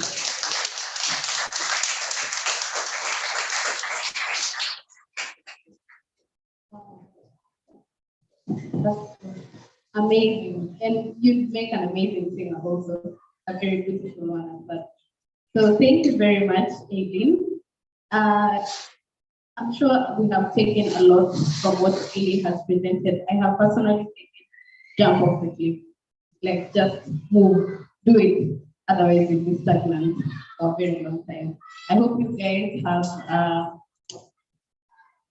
learned a lot from that. And I really hope you take that home and you also, when you go back home, you share this very important information with your friends, with your family, with your loved ones. So we'll be moving next onto the next speaker. Our next speaker is Audrey Kirote. She is a lead consultant at Happy HR. So Happy is spelled HARPIE. Helps career builders to tell their career stories in a way that brings them fast and lasting professional elevation. She and her team take professionals through a one-on-one program on online courses, which includes career strategy, review and application of documents, career documents such as your CV, your cover letter, LinkedIn reviews, job search coaching and interviewing, coaching, cutting down on the job searches to an average of 1 month. And Audrey is also a certified human resource practitioner and a full member of the Institute of Human Resources Management. So it's amazing that Aileen has just told us about mentorship, your journey. She has shared her journey, how you can move from school to your first job to growing your career. And now it's a nice transition for Audrey to come here and tell us what is the step, what's the next step, what do you do to get your career on track? What do you need? What are the things that you need? And the like. So Audrey, karibu sana, and she will be final speaker for the day. So I hope you guys get to learn a lot from this, and then we'll be moving forward with the rest of the program after Audrey finishes. Thank you so much. I'm so pleased and privileged to be here today among these beautiful women. Yani, I don't remember the last time I was in an all-women's event, except in church.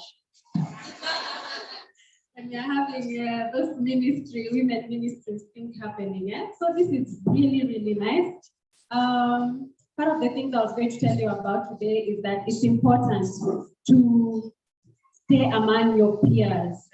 Like when you are in engineering, don't throw away your peers. Don't be like, me, I'm the one who's going to be at the forefront looking for a job and you're shaking everybody else off. And I am seeing such a good synergy around here. Women helping women, not women hurting women. So that is really good. So I'd like, before we start, you tell the next woman what is so special about having women in the workplace.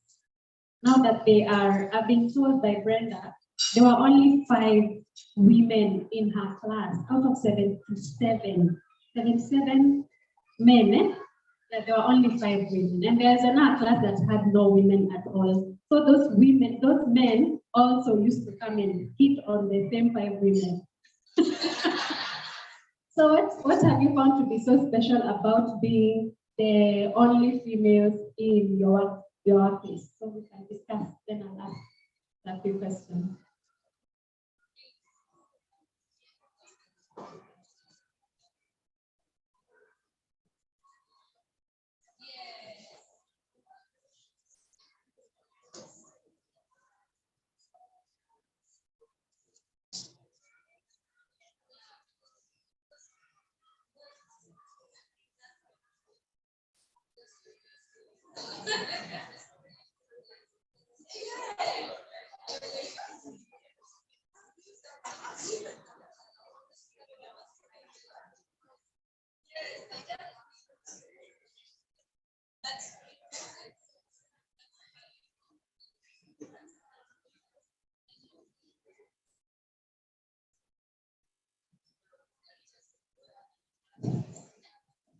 Okay, so what is it that makes women so special in the workplace? One more minute.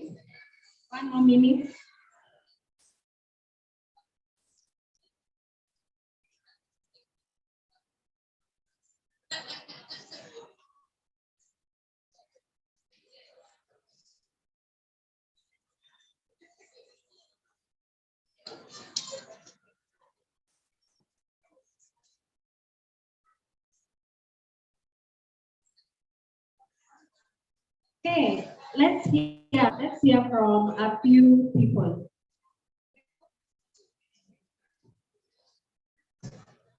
I was giving an example to Brenda and Patty about how most of the customer service representatives and also secretaries to important people are mostly ladies.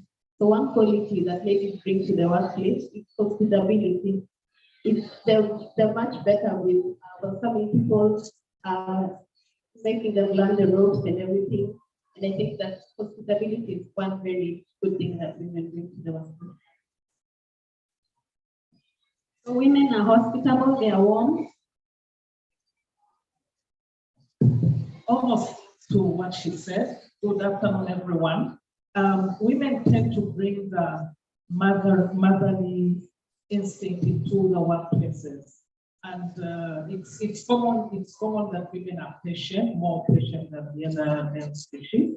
So you find that you're always the one listening to, you keep the organization in one place because they tend to come to you when they have issues, family, mental, financial, and you're always there to listen. So the colleagues will not go off the field, all of the field, because they have some mental stability. And they are good counselors. So women are naturals, they are good counselors, they are patient.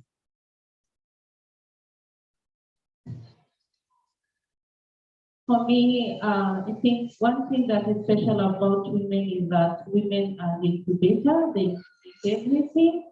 And once you give a woman a task to do, you're very sure that it's going to be done well. You cannot fail. For women are careful. Whatever they are given, they handle very well. Okay, this table, we're still discussing.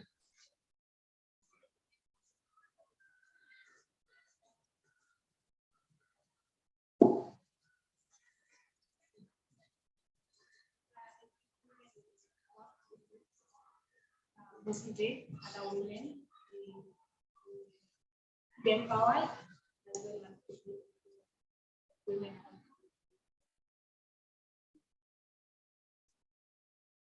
So, according to this guy, women in the workplace motivate other women to help each other, not just to stereotype.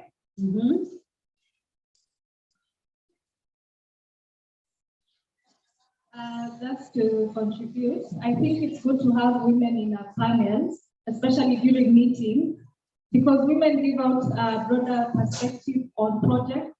They just don't look at one side of the project, like what benefits, financial benefits this will have to the community. They also look at, in terms of empathy to these people, are they getting the whole benefit of this project, and not only just the financial sense. So they bring about a broader perspective of projects.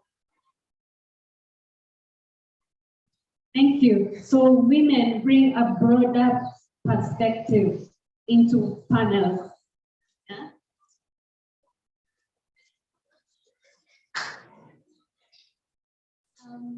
Women are keen and super analytical. We are very keen and super analytical. We are able to notice a few things here and there, even when you're interacting with other people. So we are able to also be kind and maybe the most, I would say. So women are also cultured. They're able to read the room, mood in the room. They just don't payuka and say anything and everything. Plus, they are super keen and analytical. Have we? Oh, is this table? Sorry. For women, we are mostly these mitigators. Yeah, because it's very hard to find a woman who's just making decisions. And some men can come and make a decision. Yes, they are looking at the big picture, but for us, we have to take into consideration what is the aftermath of this, what is the consequences, what is likely to occur. So women, we kind of like mitigate this. So we will not have like, if we are going to venture into something, we will not have adverse impact that we cannot rise from. Okay, so not all women are likely to just jump off the cliff. They have to first think about the implication, what will happen next, where will I land, what is the ground like. Yeah, but what Eileen was telling us was eventually just jump, like just make a decision, just move. So I'm fortunate, but I don't know whether I'm fortunate. All the former speakers, they see everything. They nearly said everything I was meant to speak on. Like, I was just like, okay, I was meant to talk about that. So let me just major, on something small that might help you, that concerns what I do every day. So I'm in the business of helping people, and especially women, first identify their value in the workplace, identify what it is they do very well, how valuable they are. And that is why I came around asking you, why are women so special in the workplace? Because sometimes we tend to sell ourselves short. Yeah, we tend not to speak when we are required to speak. Like the ones who are seeing the problems, there is that we tend to keep quiet. Okay? So what happens when you are a woman who has totally owned her identity, has owned her value, yeah, and has dropped fear? Yeah, is that you become very powerful. Yeah? You become very powerful. And I've seen a lot of powerful ladies here today. So mine is normally to help ladies identify their value and also package that value or present that value, yeah, in a way that will make sense to the person who is looking. So the person who is looking at your value is most likely going to be somebody who wants to recruit you or somebody who wants to use your services if you run a company, okay? So there is a certain way in which you need to present yourself for them to take you seriously, all right? So I normally take my clients through a process where we go in depth into their careers, into their career story. Like, just tell me your career story, okay? Yeah, I'm here, I'm having your coffee, and you're the one who's talking like an hour, 2 hours, depending on how much you have to tell. And we go right from campus, what you did in school. Do you even feel that it relates to what you're doing today? Because some people feel like their qualifications, they don't have the right qualifications for what they are doing. And so they feel afraid to go forward, okay? So we deal with that as well. Eileen just told us that she did accounting, and then she decided to do engineering. And we see how much trouble she had being convinced from this side and this side that, hey, maybe you've not made the right decision. So that process is also to help to validate your decisions, yeah, about any role that you took. Then after that, when you tell us your career story, we are also able to identify the special skills that you used and the results that you got. Who knows the STAR method? The STAR method of interviewing? Okay.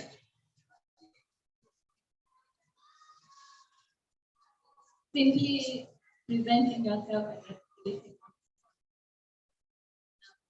in a clear way. So the STAR method is actually an acronym for, so if you write it down in your notebooks, it's STAR. STAR. So S is for situation, T is for task, A is for action, and R is for results.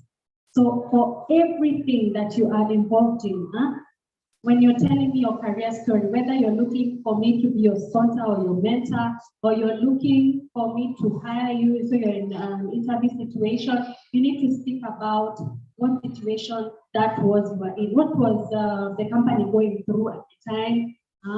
I'll keep on talking a lot about Eileen because she took us through her career story.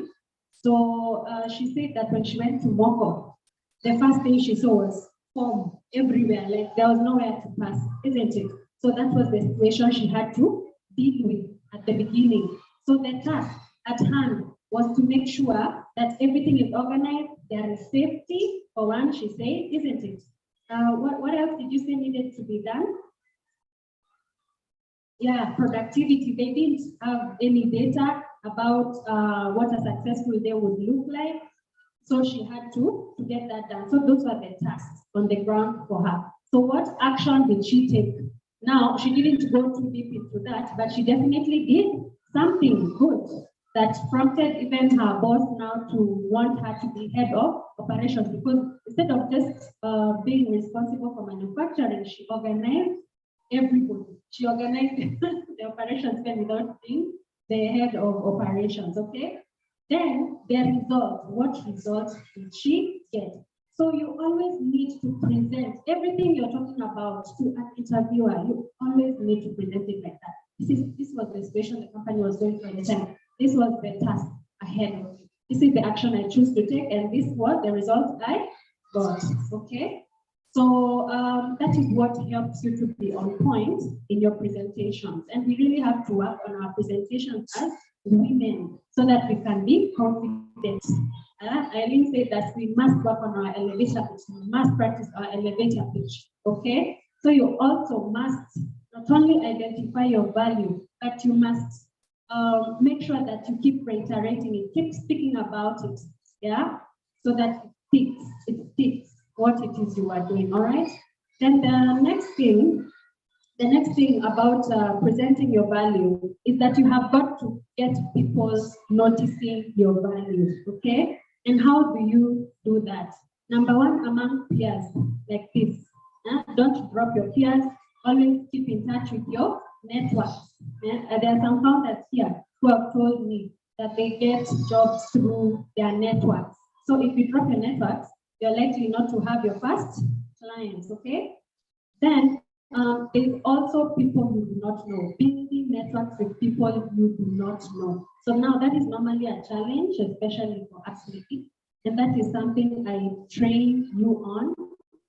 And the platform that we use is LinkedIn. Yeah, you know about LinkedIn? How many people are on LinkedIn here? How many people are not on LinkedIn? Hands down. Yeah, so the thing is, are you active on LinkedIn? Are you being seen on LinkedIn? Am you're just a consumer? Yeah? You go, you scroll. You don't even comment on anyone's post or anything. Yours is just to scroll. The same way those people have written something and now you know them. It's the same way you need to write something and get them to know you, isn't it? You need to be active, all right? But then what are you going to write about? What are you going to write about if you don't even know your value? So you need to identify your strengths. Like Eileen said, you need to identify what is my unique selling proposition as a mechanical engineer, yeah, or as a civil engineer, or as a petroleum engineer. What a unique selling proposition. And then you put those things in your about summary, okay? The about section, plus your headline up there. Don't just write engineer at where, at which company, at your company. No, you need to write some of the things you are very good at doing as your headline. Then in your about section, write about your unique selling proposition. Also write about some of your greatest results, some of your greatest achievements that you have gotten, and also write about some of the biggest things you've done. That is the scope of work, the magnitude of work that you have handled. That is some of the things you write in your about section, all right? And now, when it comes to shouting about yourself, you need to write content that is interesting around those areas that you have said that you're good in, okay? So, like I'll give an example again of anything. You are very fast. So she said she's a pusher and a mover, like she will push until the project is done. That is her good point. Somebody else's good point may be just identifying the risks in the project, like they're really, really good at seeing what could go wrong, okay? Somebody else may be good at the little details, the little thing that was not costed for in the project or that was not included that may lead to gas leaking in the project and ruining everything, okay? So you just need to make sure that you have everything covered, okay, in that content, and that you are speaking to one audience. You normally consume LinkedIn maybe from your phone or from your computer. You're normally not in a hall like this and Audrey is talking about LinkedIn content, yeah, isn't it? So you need to speak to the one person who is listening to you on their device, all right? So don't use extremely formal language, use friendly language, and then don't do very long posts. And the easiest post to do, I will share with you right now, are industry-related posts. Maybe you've just read an article about something in your industry and you really like that article, you agreed about something that it was saying, you need to post that link onto your start a post section and then say what it is you agreed about that article and or what it is that you disagreed about that article, okay? And that will take only 1 or 2 lines and you're done. And the beauty with that is you don't even need to look for a picture. Once you just post the link, it generates that a picture from the initial website, isn't it? Yeah, then another kind of post you can do, now when you become a bit braver, is you can share your thoughts, your own thoughts. Now, not from an article or anything like that. So you do a short post where you do like 2 paragraphs, say talking about something, maybe the importance of safety in manufacturing, yeah, or the importance of planning in engineering. What is the importance of that? Then you look for a suitable picture and you post. For example, if you were talking about teamwork, you can put out a picture of people who are joining hands. That displays teamwork, isn't it? And there are so many free image sites or online that you can get. Just Google free image sites and you will get so many free pictures that you can use for your post. Don't post content without pictures because nobody will see it. Of course, everybody goes and the posts that have pictures in them, isn't it? So then you can also do longer posts with time, maybe once a month or so, to illustrate your expertise. Now, in those posts, you take us through a whole argument that you are making about something. You introduce the subject, you talk about the problem, then you talk about the solution to the problem, you know, and in so doing, you are asserting yourself as an expert in that issue, okay? And the whole thing about LinkedIn is for people to see you as an expert in your area, not only as a professional in your area, but as an expert in your area, isn't it? For you to stand out, right? So I want to see more of you out there on LinkedIn, talking, putting out content, very relevant content. Don't worry that nobody will like your posts.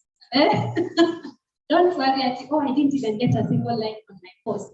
The interesting thing with LinkedIn, people, I don't know whether it's just Kenyans, people are very mean with their likes. Very mean. So what you will realize when you start posting, your posts, you will see views in the background. Because on your side, yeah, you see views. A lot of views, but no like. You can even get 400 views and no like.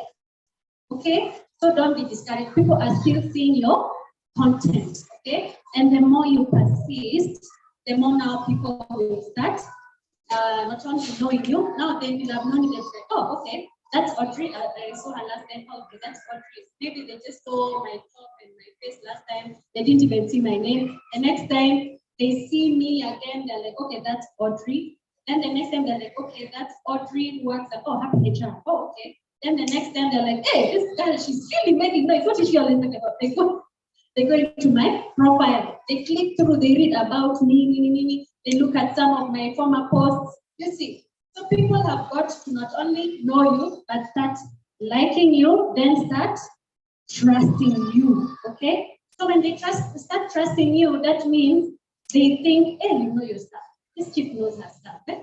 Yeah. If I need a career coach, I need to go to Audrey. Okay? So that is how you grow your reputation on LinkedIn. So who is going to start posting more on LinkedIn today? Okay, that's great. Do you have any questions for me about careers? Since I'm the last speaker. Oh, you have a panel. Okay, all right. So that's it from me for now. Thank you so much for listening.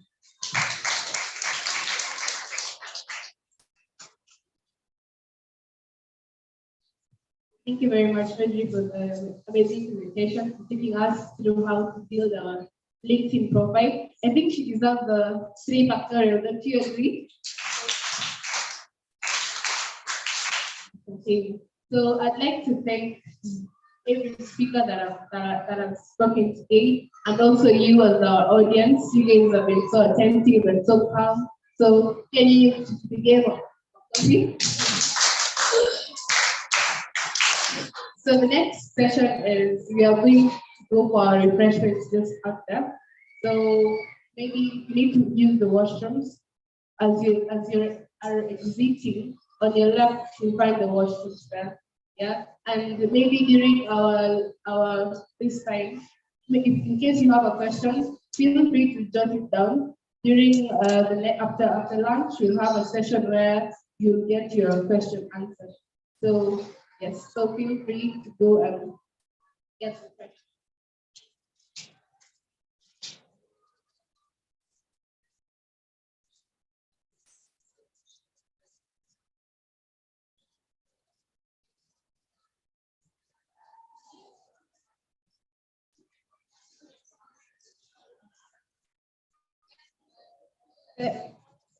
So guys, there's a few bites hapo nje. Tunaenda tu polepole hapo nje. We get something small bite haraka as we then we come back for the panel discussion for Q&A where come out utakuwa na maswali, you can ask our speakers and then your so just use this door right behind and then you can take your refreshment from there. Let's get moving so that we get time. Thank you.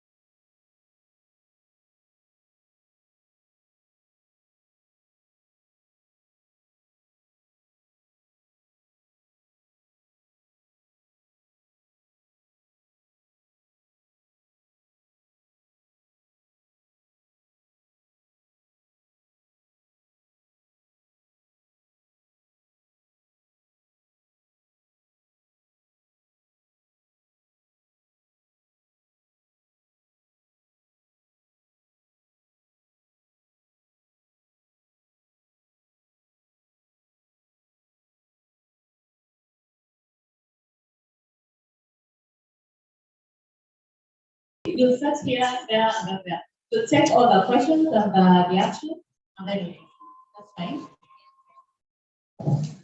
Thank you. Good afternoon, everyone. Good afternoon. My name is Nicole Jibuna. I do not have a specific reaction. What you say is lovely. I just have other questions for you. My question directed to Audrey and Aileen. First question to you, Audrey. I am now heading towards being a graduate mechatronics engineer because that's what I studied. From my experience and from my colleagues' experience, looking for a job in Kenya is not easy. So I'd like to know from your experience, what are the most traditional ways that graduates or students have looked for jobs and which ones have worked, right? Because we see even in Kenya that people who can hold the side of the road, right? And they get employed.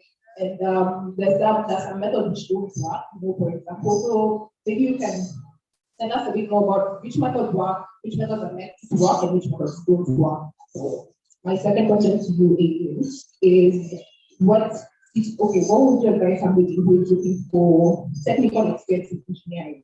Not the ones where you get the job and then they push you to work like projects and maybe project management. The ones where you to have a technical experience. So what would you advise somebody to get to a big company versus a small company? Where are they likely to get a technical experience, and what things will they miss when they get into a big company, and what will they gain when they get into a small company? Probably like a full response. Thank you. Thank you, Mubani. Let me take the next question. Hi everyone, my name is Grace Vivo. I'm a graduate civil engineer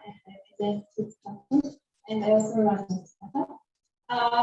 My question is directed to Aileen and Audrey about work politics from my experience at work. One of the things I could not calculate, having done a lot of hacking as an engineer, is work politics. So I'm just curious, from a HR perspective, what do you think about politics? How to manage that?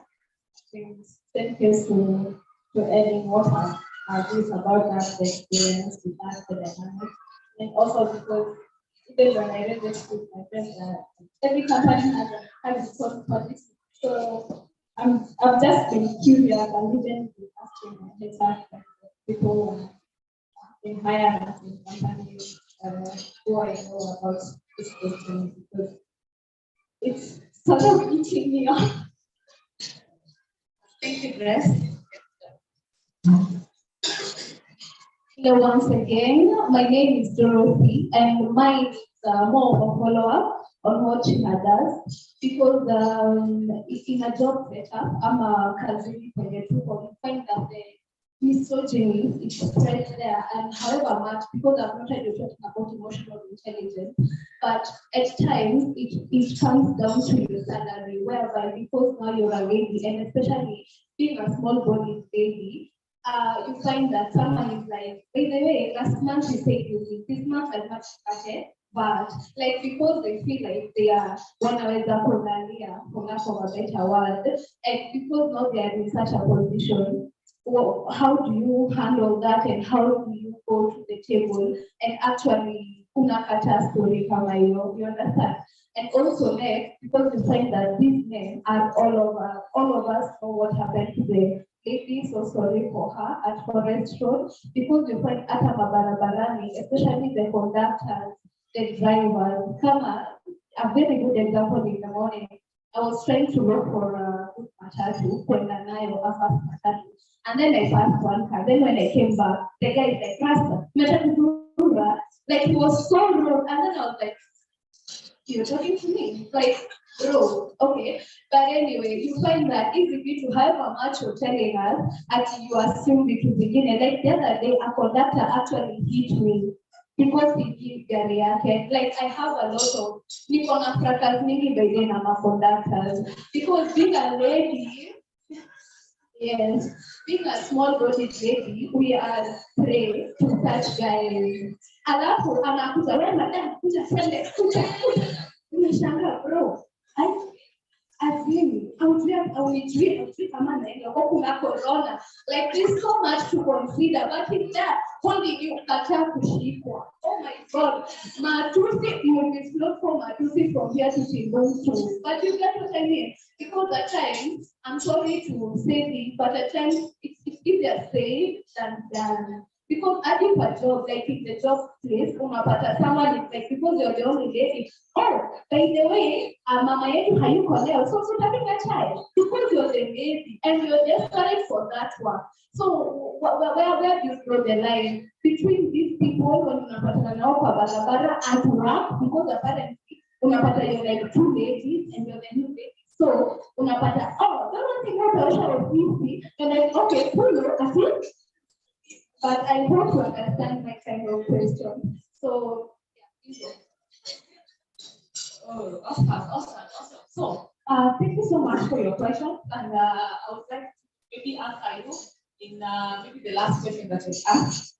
I'll answer you from a personal experience that I got. Actually, I work in a dominated field. Most of my colleagues are men. There was a time I was not in the office.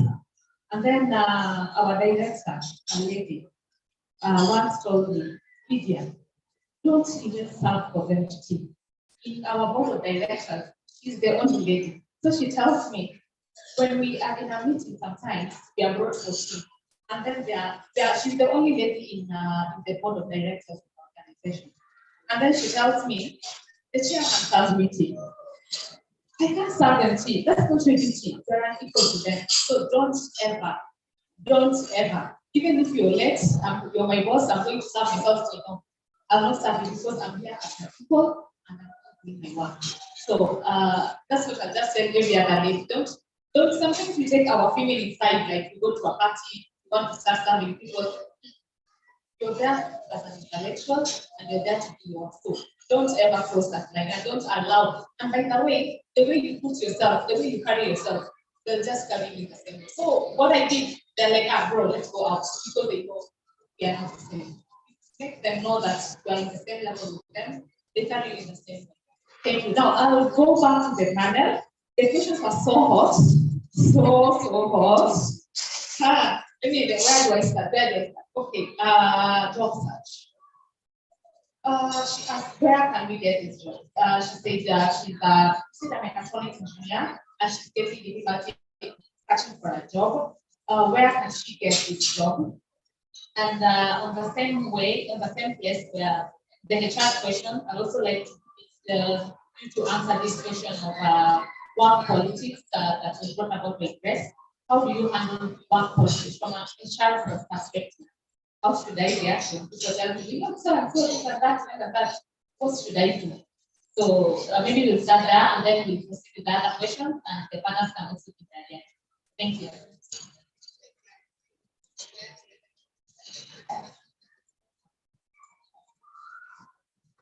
So my first question for you would be, have you done any internship or attachment? How long? How long is it going to be? How many months internship? Okay. All right. So for fresh graduates, I normally major on internship. Like, just do your best to get your foot in the door of a company. Yeah. Not necessarily doing things, just offering free services, because you also need to learn how an organization works, how you should be working. You need a lot of exposure. So you shouldn't have entitlement issues as I've got to be paid and I've got to be paid so much. No, just focus on getting yourself into a company, all right? And for these engineering companies also, there are many opportunities. I hope there are many opportunities. Yeah, I don't see like many opportunities. Yeah, this big organization, we take fresh graduate training programs, and then they take you around, you learn this section, that section, yeah, and then I normally learn. Then after that, you can decide what to major on. Now, there is the code application. Code application. I'm a proponent for code application because it's not always that you're trying to have a connection who can give you a job. So I made code application work for me by developing a system that works. Okay, very many people come to me and they tell me, I've been applying, and I'm not getting a job. Then I ask them, hey, how long have you been applying? 1 year. How many applications have you made so far? And let me check anything. From 6, 10 in a year. You're like, you're fed up. Okay, so I came up with a system. So currently, I advise, I will just tell you, you come for it to be for others.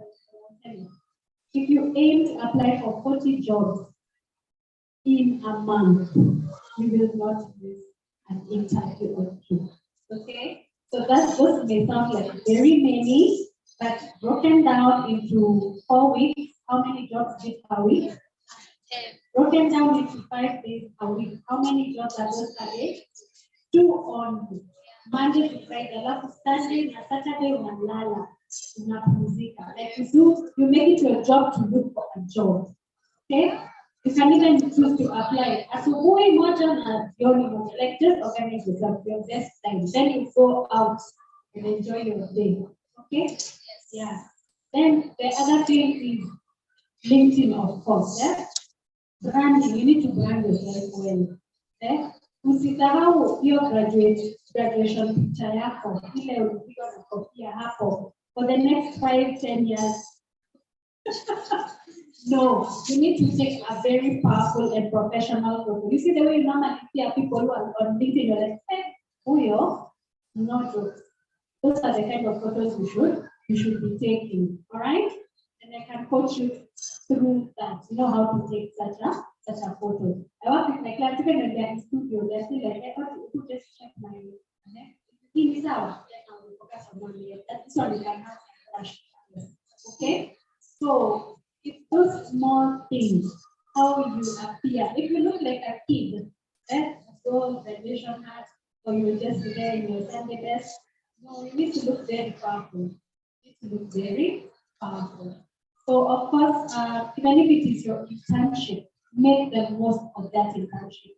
Sometimes when I'm starting fresh graduates, and they're doing their PhD, they just tell me, okay, I was doing this university, but they even forget to tell me about their attachments and their internships. Imagine, they make a oh, that one is the one you mine for gold. You mine it for everything. You mine it for everything it has. Yes, that is what will get you a next job. Yeah. I hope that's it. I think your first question was on working as a technical engineer. I actually worked as a technical engineer, and then I transitioned into management. But if you want to work as a technical engineer, you need to make sure your boss knows that you want to work as a technical engineer.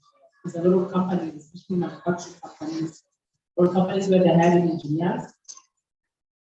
When I'm recruiting a lot of engineers, I am looking at leadership quality, because if you're a lot of the process of manufacturing company have something to do with engineering. It's helpful when the leader who's of a certain department understands the technical side of things. So if someone doesn't come out and tell me I actually want to be a technical engineer, I'll be coaching them to be a leader. And then as far as startups and bigger companies, just know that if you work for a bigger company, you become very specialized. So you become someone who does a lot of structural engineering, and that's what you're working on. So you need to understand that if you're choosing that path, you lock yourself in. Because in a bigger company, they have experts for everything. So they don't want you doing 3-5 different things. And that's good, because then you become really good at your craft. But if you want to leave your options open, smaller companies will help with that, because they don't have enough money to hire engineers and each engineer having their own process. So you're forced to become a jack of all trades and learn a little bit of it. And then the second question on work politics. You cannot avoid work politics, unfortunately. But carry yourself with regards to the role you're in. we happened to have actually a coaching training yesterday at Moko when I was running it, and I was feeling this problem. It doesn't matter how much you think that you're part of the team, you're a leader. You need to carry yourself as a leader. So if you're a leader and people are coming to tell you some certain things, then you're not carrying yourself. You have not created conflicts, right? It doesn't mean that those things will happen, but if you as a leader are perpetuating some of these gossip, some of those things, you're driving this culture of chaos at the workplace. And I also realize I'm speaking from a position of privilege. One, because Moko is a really great place to work, a really great culture. The founders, one of their missions is to build smiles for people they sell furniture to, but also at work. So work is actually, I enjoy work and have work, so I haven't done a lot of work in politics. And then in the US, there's a lot of laws to protect you when you're at work. So if you deal with work politics, like the really point people are work politics, yeah, like no one will outright put you into a funny situation because in the US you do get sued with someone, you get fired. So I do realize I'm speaking from, I haven't dealt with a lot of some of the things you're talking about. I truly have not experienced that. Like the US someone will not tell me something that's working. I'm supposed to be tired, they could literally get fired. But here, I'm sure you can experience that. But when I moved to Kenya, I was at a certain level that no one in the office would tell me, I'm going to go make meetings. So I truly have not had that experience. But I've seen, I have a lady who reports to me, and she's now a manager, and I think she's grown a lot in the past year over there. When we had potlucks or things like that, to say, Carol is the one who's going to organize. You know, that Carol volunteer to organize. She's not even in this meeting. You don't talk about Carol, speak about yourself. Do you want to volunteer? No. So why are you volunteering someone else? Right? So when you're in positions of power, use your power for positivity. Sometimes it might be that someone needs to go and get back to you, right? Tell a man and it's saying tell a woman. Also, don't be that women cannot serve you. You show all of us are okay. So sometimes I'll say, Collins, you have a meeting tomorrow, and you make organizations for lunch. And they'll say, I need help from Carol. And I say, no, I think you can do it. You're fine, you can handle it, right? And then as I said, I'm in a position of privilege because I'm their boss. Right? They have to do what I'm saying. But the message I'm sending, I'm sure it's clear to all of them. And then the other time, I was asking, right? Then the other time, if I'm standing and the Davos is there, I might have to go. I'm trying to show that there's nothing, this is fine. It's okay, we're all equal, we can all do this. There's no one who's higher than another, there are no roles that are higher than others, right? So that's another point. And then on the point of Makangas and Bodas, and I wish I had an response. I don't have an answer for that. That's a global issue, like community-wise in Kenya, that everyone gets to, and you just have to translate as you can. It's a case-by-case situation, right? I don't have a response for what you can do. I wish there is a one who people don't have Makangas with that's all the respect that they're using. Right? Yeah. So that's the question. Sorry about the Makanga issue. I also had that issue, like when I was younger, because I used to get boxed by Makangas, because I would always take them on. You know, I'm like, why are you changing the prices on us right now? CBP only. You people. And you know, once I turn, sitting behind me, on my head. So anyway, okay, the time that happened, first of all, when I got off the Matatu, the Bota guys who are down there, they realized something was wrong immediately because I was crying. I'm like, finally, they noted the car number quickly as it was going, and they took me to the police, and those guys were arrested. And they were shaken down for money, and I was given more money than I was given. So it's good to report. It's good to report them. And then, men, not all men are bad. Like those other guys, they carried me for sympathy because it was my last fare that fare had taken, and he returned to me like a 20 bob, and I was expecting like a 70 bob. So in anger, I threw the money back at him. That's why he beat me.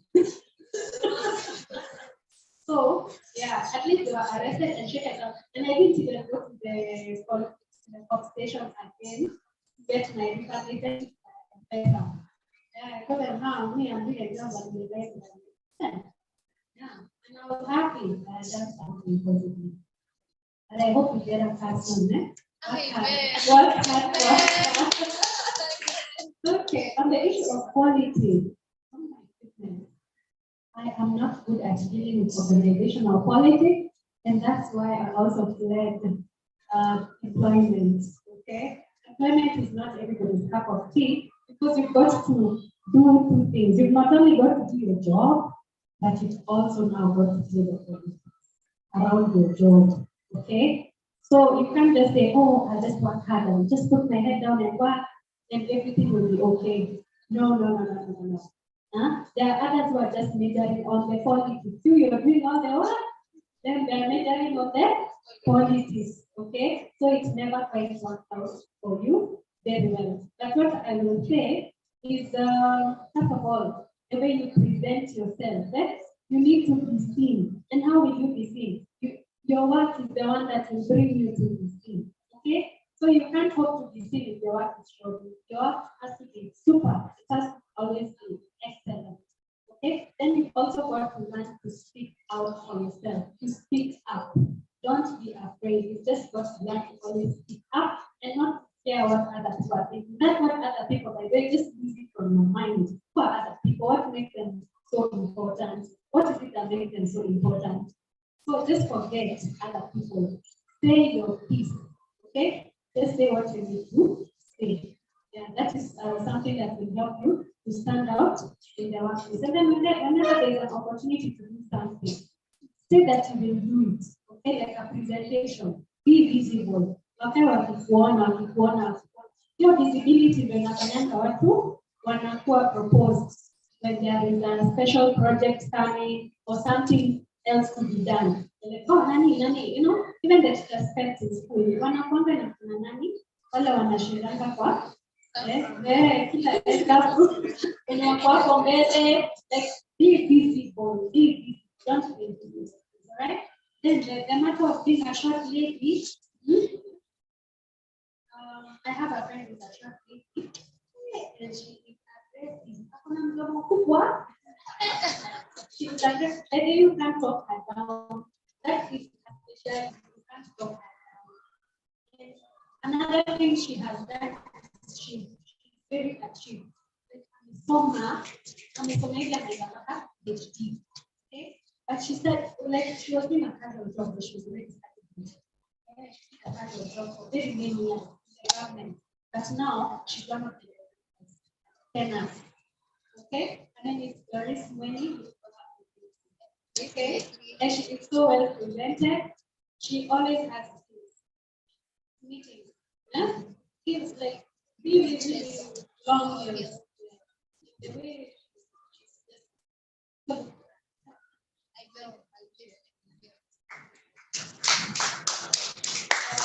thank you so much, our panelists and everyone.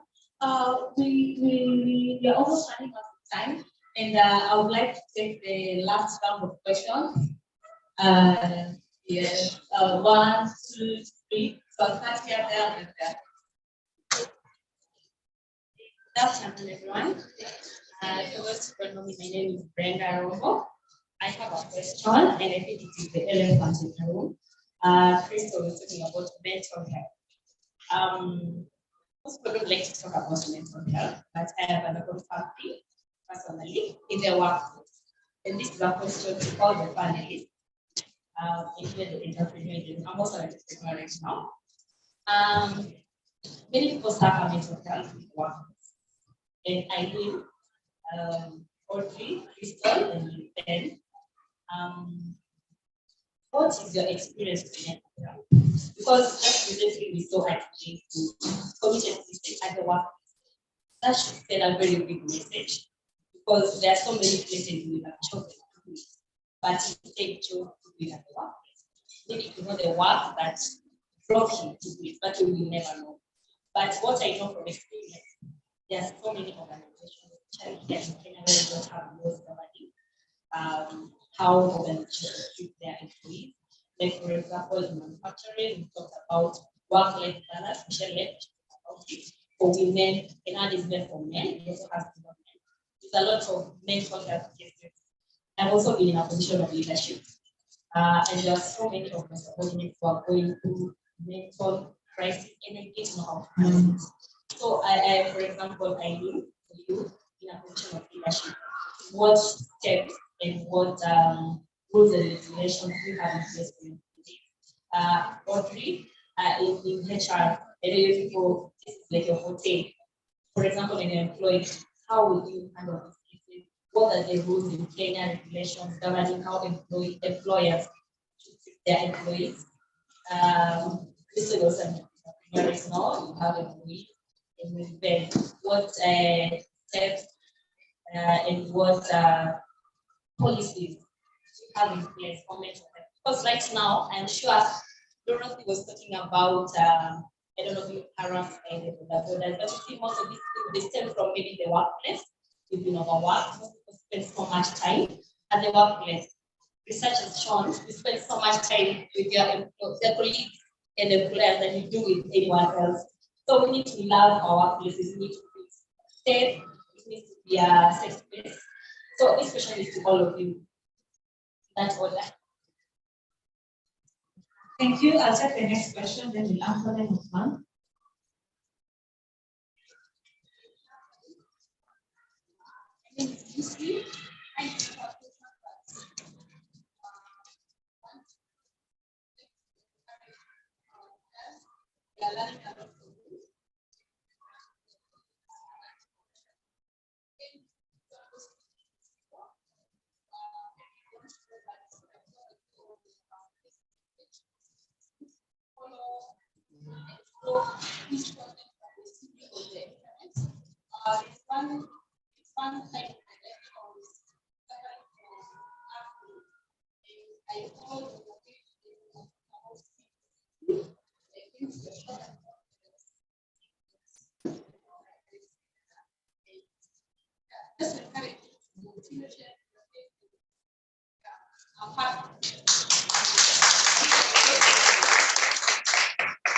Thank you so much, Lucy, for the appreciation. The next question. Hi guys, my name is Abby and I'm from school. My question is to people, Audrey and Lily in red. So my question is, how did you decide on starting your own thing? Like, for example, the founder of Bhutan National Health. How did you decide on that? And maybe what are the challenges? And then, as others can say, we didn't want to get employed to say this. Okay, how did you decide on that? And maybe the ups and downs. Do maybe find. Thank you for your question. Back to our panelists. Maybe I'll start with the I'll answer her question, then answer her. You asked what made me start the self-employment. I'm the worst employee, to be very honest. I used to wake up in the morning and I'm not motivated to go to work. Reason being, I'm a very good marketer. I always say I'm the best marketer. I'll market myself, I'll market my business without minding what someone will say. But where I used to work, I didn't think that is my passion. So when I went through depression, I had to analyze, what do I want to do? Why do I have to exist? And each and everyone here needs to ask themselves, why do I have to exist for now? There are those who are best employees. When you give them businesses, they will fail. I will find everything from A to Z and give them a whole manual. This person will fail. So I had to understand my purpose, I had to understand my dream, and I had to put my passion together. And I realized my passion is to help others. Be it a single mother, be it an orphan, be it a guy. So I had to underline it, and I knew I am called to change another person's life. And I looked at what can I do. That is when I registered a company. I took time to start. I registered my first company. I have two. One is Dominant. I registered it in 2012. And you can imagine I came to be self-employed in 2017. I had to sit down and analyze it all. And I realized, yes, this is where I need to be because I don't have to waste someone else's money. I would come to work, I'm going to interview, and you can imagine I was a salesperson. So when the clients come, I send to notes. And we spoke about mental health. I didn't realize I was depressed for more than 6 years. I realized I'm depressed in 2018. I don't sleep, it has really affected my sleeping pattern. So I never used to sleep, I would sleep for only 2 hours. When I lost my job, guys were going to work. You can imagine if you up at 5 you're going to work, you're getting my revenge cleaning in the house. Meaning I haven't slept the whole night and I will not sleep during it. And that is when I realized I needed help and I started taking antidepressants. But antidepressants were what were killing me. I started becoming suicidal. I would be in this room. There's this movie, Brother Book, 1,000 Ways to Die. Meanwhile, I would literally see, I would sit here and tell you 10,000 ways to die inside here. I would walk on the streets and I would just want to throw myself on the run. Why? Because I'm that one strong lady who doesn't want to talk about it. I don't want people to see me weak. I don't want people to see me vulnerable. And I realized, no. I realized when it was a bit late or early in 2019, I realized where I need help.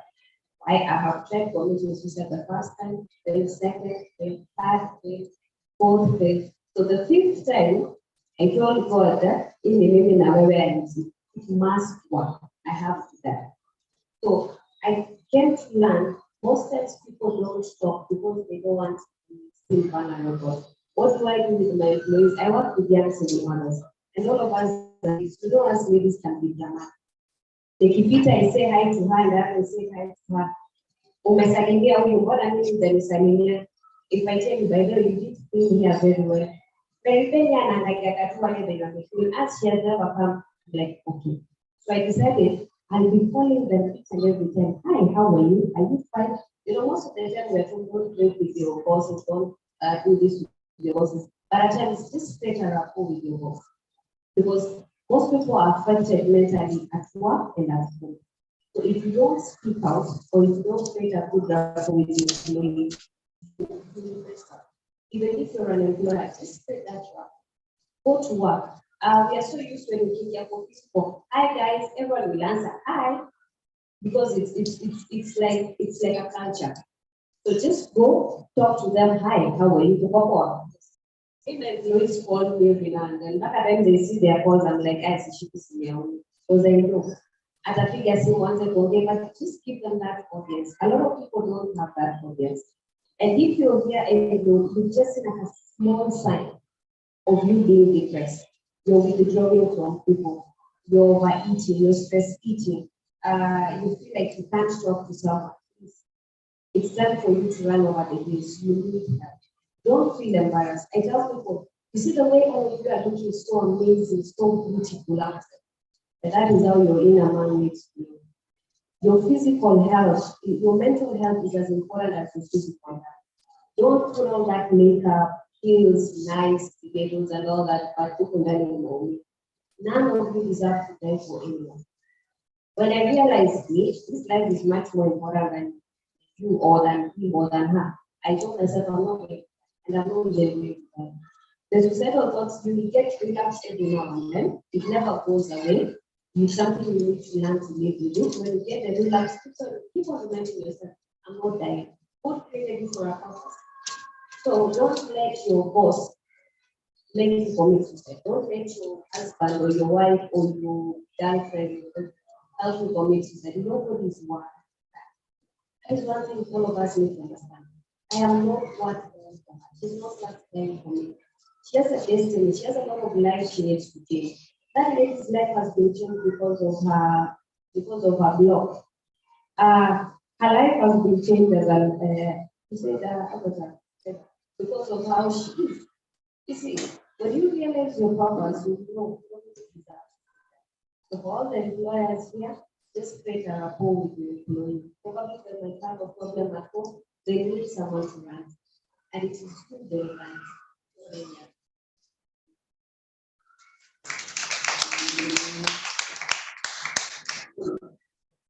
Thank you for the question. I'll start with the one for mental health. I have been an employee and I've also risen to a managerial position. And as an employee, I hated my job because my senior supervisor made it very difficult for me to work in that environment. And in Kenya, I think there is something we need to learn from past is just because you're in senior position, you have that position, but being a leader doesn't mean being mean. You can still have other ways of commanding power. And I feel that people who rise to managerial position and they feel power is associated with being mean, and it doesn't really have to be that way. So most managerial position need to undergo some sort of leadership.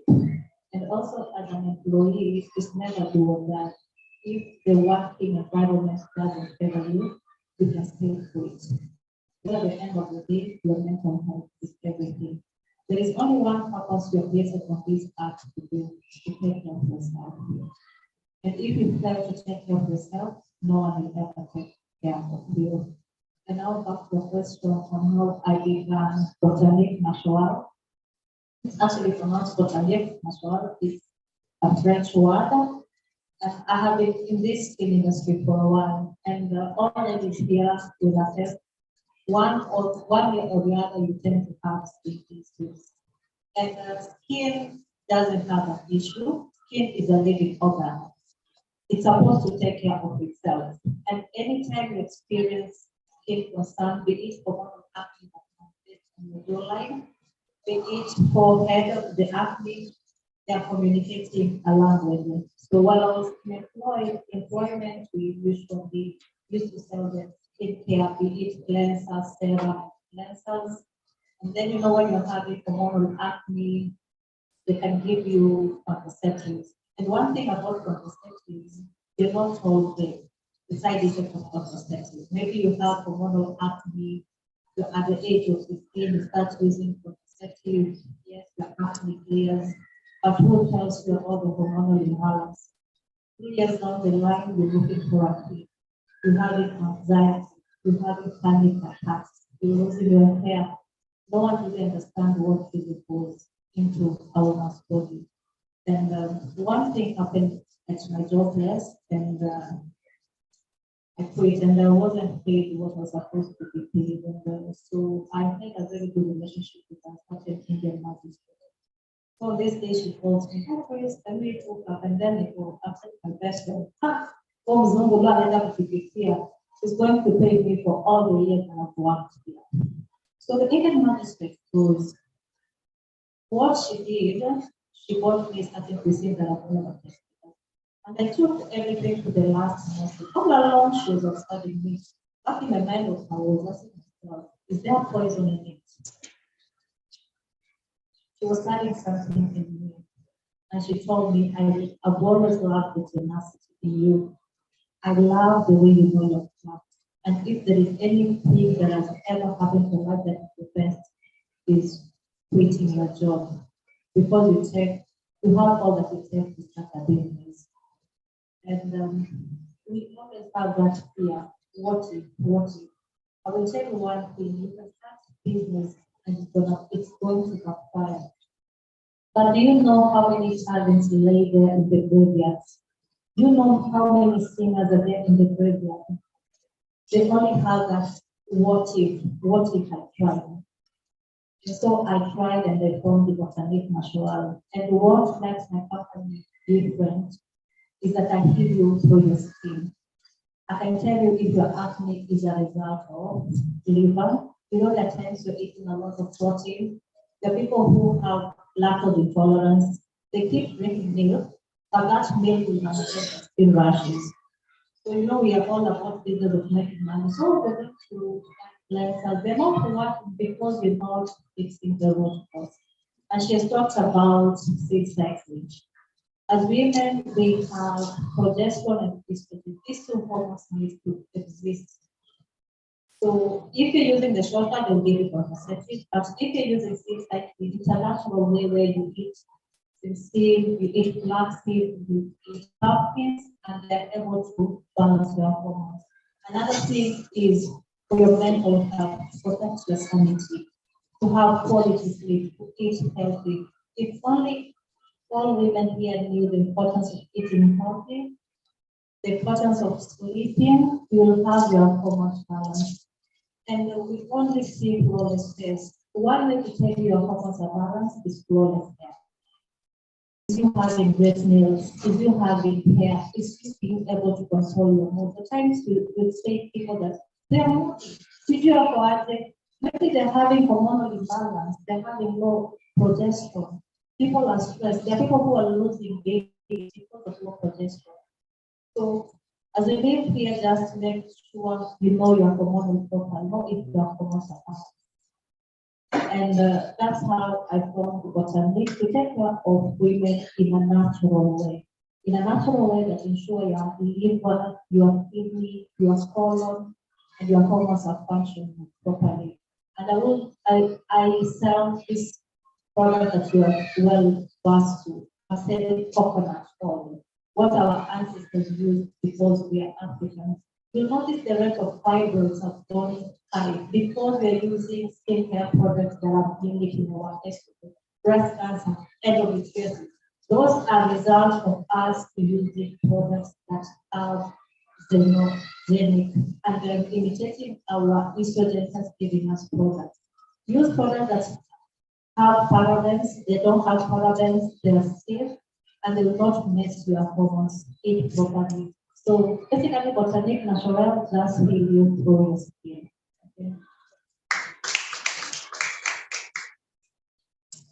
Okay. Thank you so much. I'll answer her question first. So you asked how I made the decision to become an entrepreneur. Okay, so I had already worked for 10 years and a series of events. The same thing kept happening with my career. Like it would either be difficult to get jobs, or when I get a job, I am not able to stay in that job. Like either I'm not happy there, or it ends prematurely. Okay, so when I reflected on that, and we should learn to reflect on what is happening in our lives, because it clues us in also on what God is probably doing in your life. Okay? Yeah, don't just go through situations blindly and like, this thing has happened to me again. This thing has happened to me. And if you don't know how to deal with it, see if you have processed it properly the first time, and next time it comes, you'll be ready for it. So that kept on happening. So by the time now I was going through a layoff, that was now the first experience of being laid off. I was ready. I was like, okay, I'm ready now to go into business. So I just showed me business. So I had about 5 months to think about what business I need to do. And fortunately for me, just before my job ended, I met a startup coach, Nigerian. His name is John Paul. He worked IWUOHA. IWUOHA. Such a nice guy. And he was offering free videos online on how to start a business. And at the time I didn't have money, so okay, I was watching those free videos. All I needed to buy was data bundle. And the interesting video series he was running at the time was how to get capital for your business.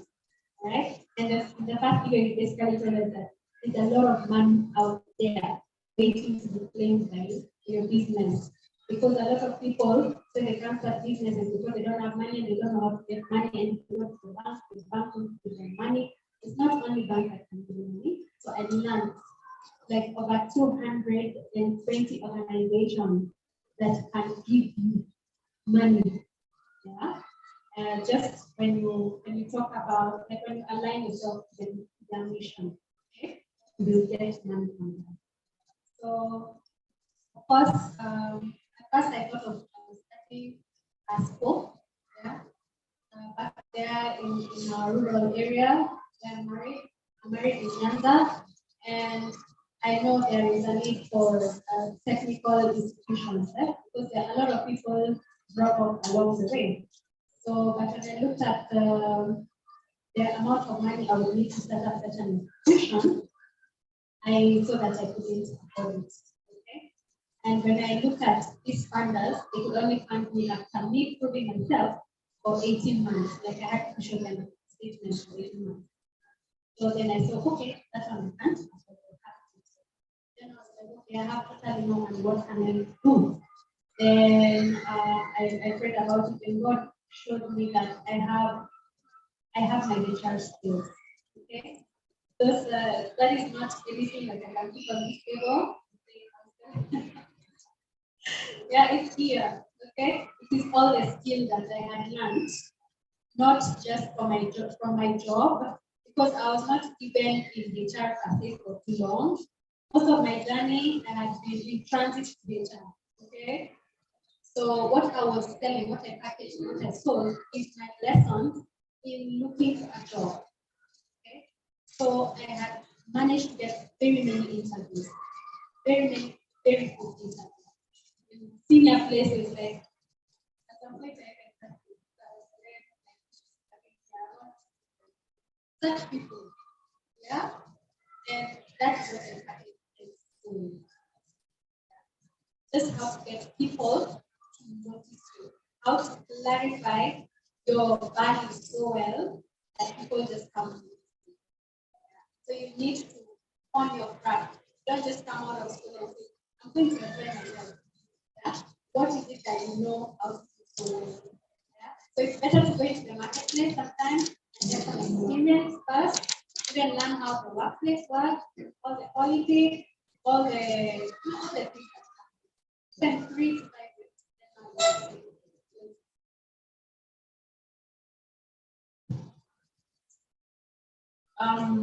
I know you didn't ask me about entrepreneurship. No, that's fine, because I don't do business and I do not want them.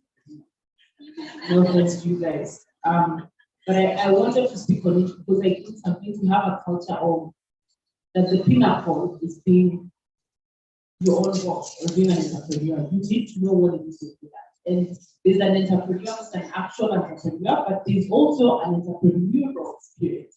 So when I'm hiring for my team, I have an entrepreneurial spirit because they need to be an entrepreneur, you need to be very organized, very innovative, on top of your game. All of those things, the things people want to pay for, right? I know I do not want the fluctuation of I have $1 million and tomorrow expand I am zero. That will cause so much anxiety to not commit. But I see myself as my business. What's in my brain, that's what I self-employ. So even as I work for Moko, I don't know if Moko is going to be in this position for the next 3 years, the next 5 years. I don't even know what we work for the next 5 years, right? So I'm thinking about how am I making sure that the skills that I'm getting from Moko, the kind of projects I'm saying yes to, the kind of people I'm working with are setting me up for my next position. So I might not be an entrepreneur in the sense of I own a business, but I need to be innovative, organized. I had started all those things within my industry. So that's not the only part. To be successful, that you don't have to. The example I keep using is that Bob Collins was employed like, right? So there are different parts. Find your part. And then on mental health, as someone who runs a big team, and this is an interesting story because my sister is here. When I moved, I met my team and I remember thinking, hey, I don't feel like I know what's going on. They're telling me what I need to do. And I have come from a culture that's really relaxed. People actually show up as themselves to work. They're not telling me what to do. They're not expecting to be in a single position. And so I planned a game like at my house. And she was like, what? Those people out, and I said, I want to know them because I cannot manage you. I cannot know when you're having a bad day. I cannot be able to read your mood. If I don't know you who you are, outside of I use the engineer like who are you actually. So I actually take time to know my team. In fact, in my weekly catch up with my employees, my first agenda that they have is I push the check. And I ask them, how are you? How is it? Oh, you're telling me you're gonna break up with me. How is that going? Oh yeah, what is your highlight from your weekend? And what in the beginning there's a lot of resistance because that is not how they have been managed.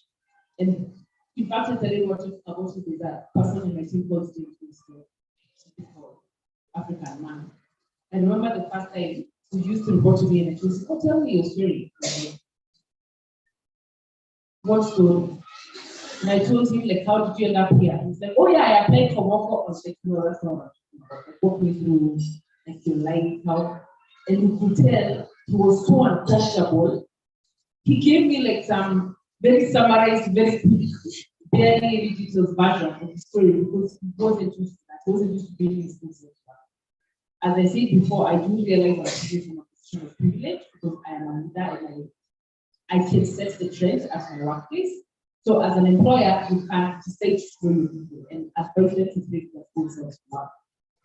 And it doesn't really become a therapist. In fact, this came up yesterday during the training for someone said, you have someone and you're trying to coach them for performance improvement, and they say, "Oh, I don't see because of my child."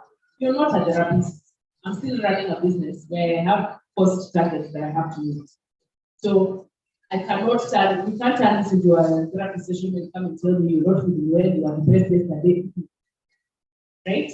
But so I can set a screen and say, "This is what I expect from you." So let's use that example. Someone comes and tells me I've not been sleeping at home because of my child. I'll ask them what's going on, and listen to them, and ask them, "Do you need me to help you? Do you need to use that framework to go and figure out your situation?"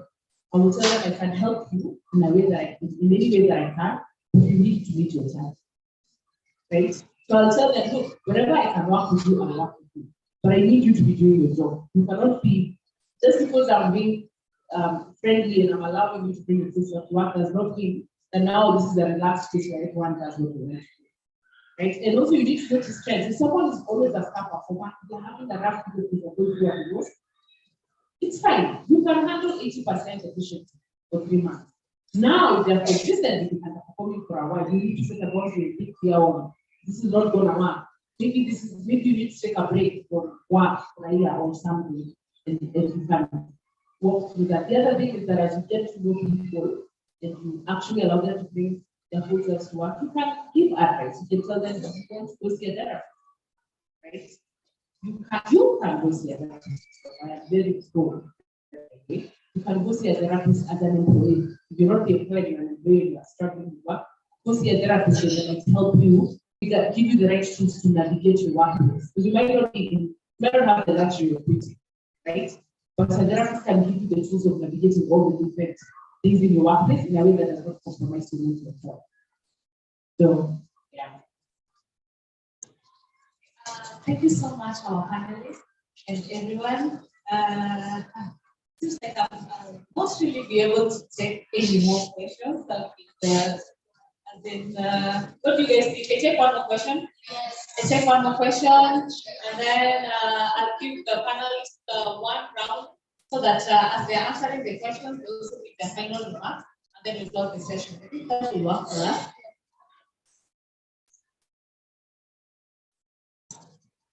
Hello, my name is Joanne. I am a graduate, fresh graduate of electrical engineering. My question is to Emily. I currently call myself in procurement engineering, and I wanted to know, is it like a field? I'm sure you ask procurement a lot through acquiring materials. I wanted to know, me without a background in procurement, something you would advise me to pursue because I really like it. And also, I would like to know, because I missed Michelle's session of opportunity in engineering, I would also want to know, you can tell us and most discussing opportunities that we have, because I also have an eye in HFP. I'm sure you there's value you. So, and it's something I also wanted to pursue, but I also like government. So I don't know what you would advise someone, maybe the background in engineering, I would fit in HFP well. And me, without any background in procurement, would you still advise me to continue pursuing it? Thank you. Yes, okay. That's the final one. Hi, I want to ask, what was your question then? I want to ask what kind of challenges you have at the beginning of the journey. I'd like to ask a question to Eileen, and my question is like, how do you identify that someone can be a mentor? And when you're identifying, like when you're looking for someone to mentor you, you have to look for someone who is in the same career lane as you, or you just have to look for someone who does something opposite. But my question is, how do you identify a mentor and how do you approach them? Thank you. Thank you so much. The two questions that we directed to Mary Ben and to Eileen.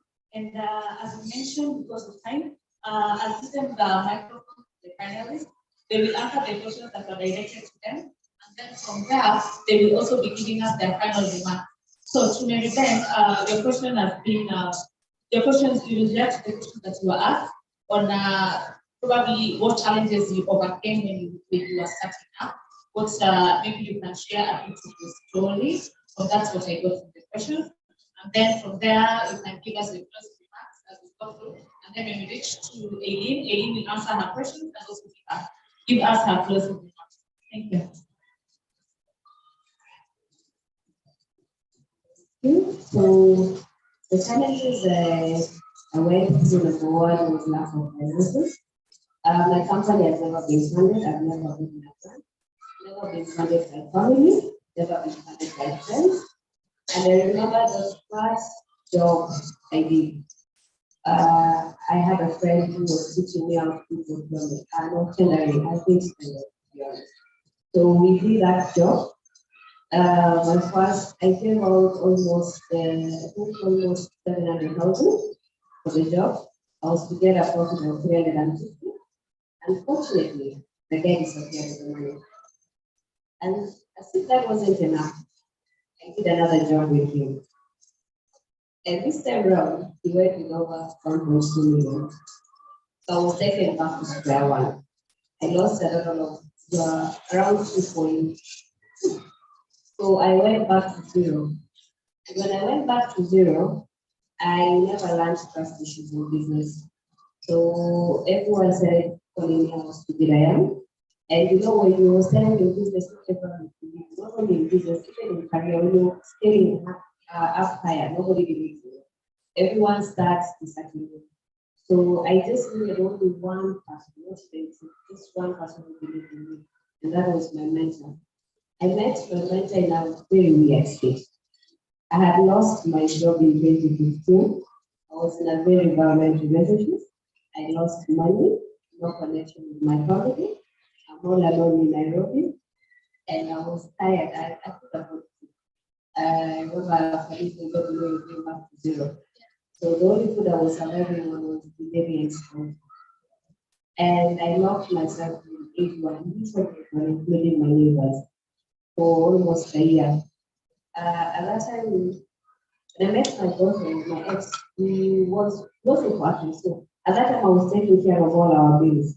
When he got a job in 2018, I became a punching bag.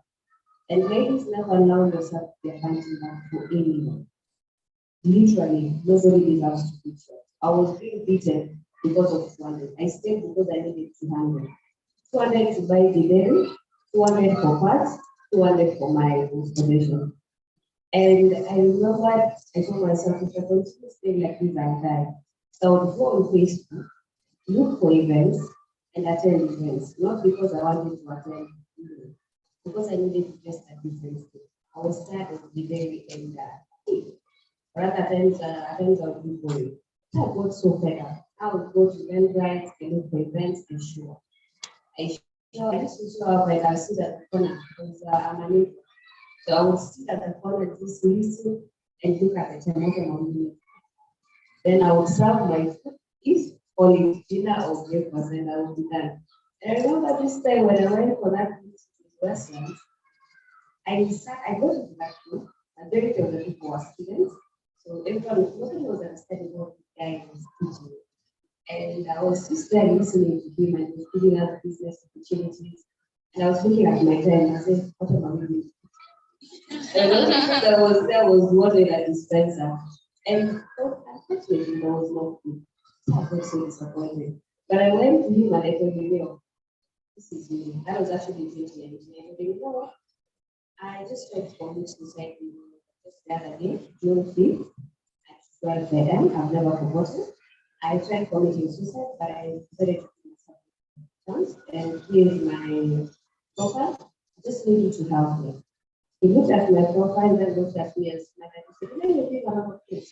We need to scale this to one business."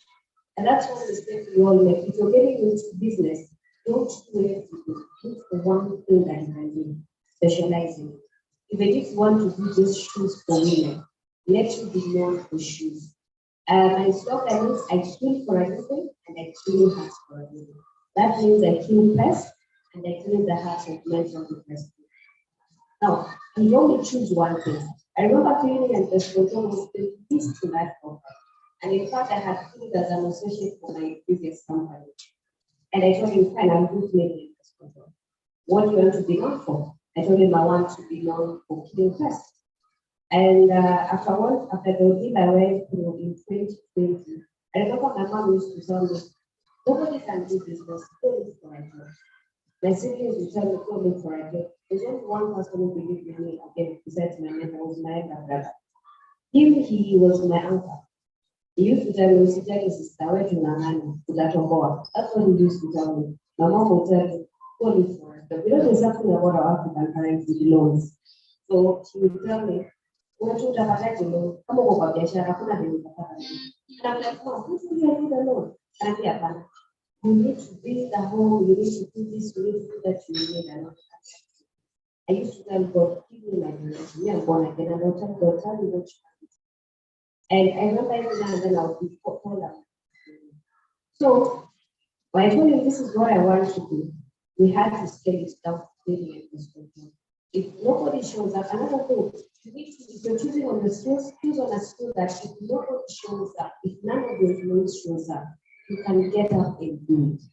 If nobody, you can wake up today, all the employees are telling you, or we can't manage this, we can't do that, or you're in charge of that department, somebody has told you it's not coming or it's not coming. Can you do it yourself? So I told myself, I can put up the pump with my back and I can sleep. So we started on that. I didn't have anyone to give me the money. I had lost so much, so I was allowed to stop both my family and my friend circle. Now, I started branding myself in the media as a cleaning and pest control. And when I started doing that, a friend of mine called me and said, I've seen someone wants someone to do for them pest control. Can you do it? I was like, yes. I was sleeping on my seat. So then I called the guy, and he said he's looking for a pest control company. The person who did that pest control did it like 3 weeks ago, they're 6 weeks. And I told him, yeah, we can. And I started explaining everything about pests. Trust me, I didn't even know about pests. Not even the chemical. Not literally I was zero. So he asked me how much. I remember what I told him I'll charge you 10,000. And he said 10,000, and you reduce it.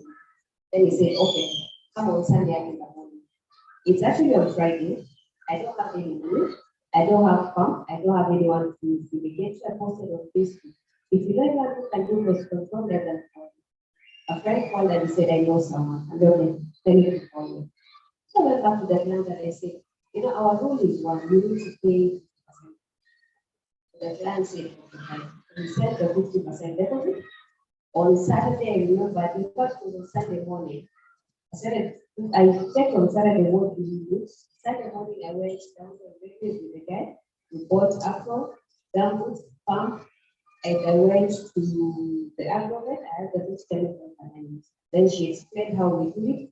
And I think I correct my anointing oil. So when you go into the client's, when I get into the client's home, I've never forgotten. I sprayed the anointing oil inside that chemical and I told what this is. I was like, you know how it has been hard. So this thing has to work. It literally has to work. So we started spraying. I should have seen it then. I was saying, you need to spray there. You need to spray. You know, because that's what it has to. So I started spraying, and we got into the kids' room. None of us understand what we need to do in the kids' room. And I told them, you know, we don't spray in the bed. Let's just spray on the corners and see somehow. And we did that. That was my first client, and he has never complained about it. And I even feel bad because you can imagine this case like this. We are ready to see the guy has never complained. In fact, he sends clients my way.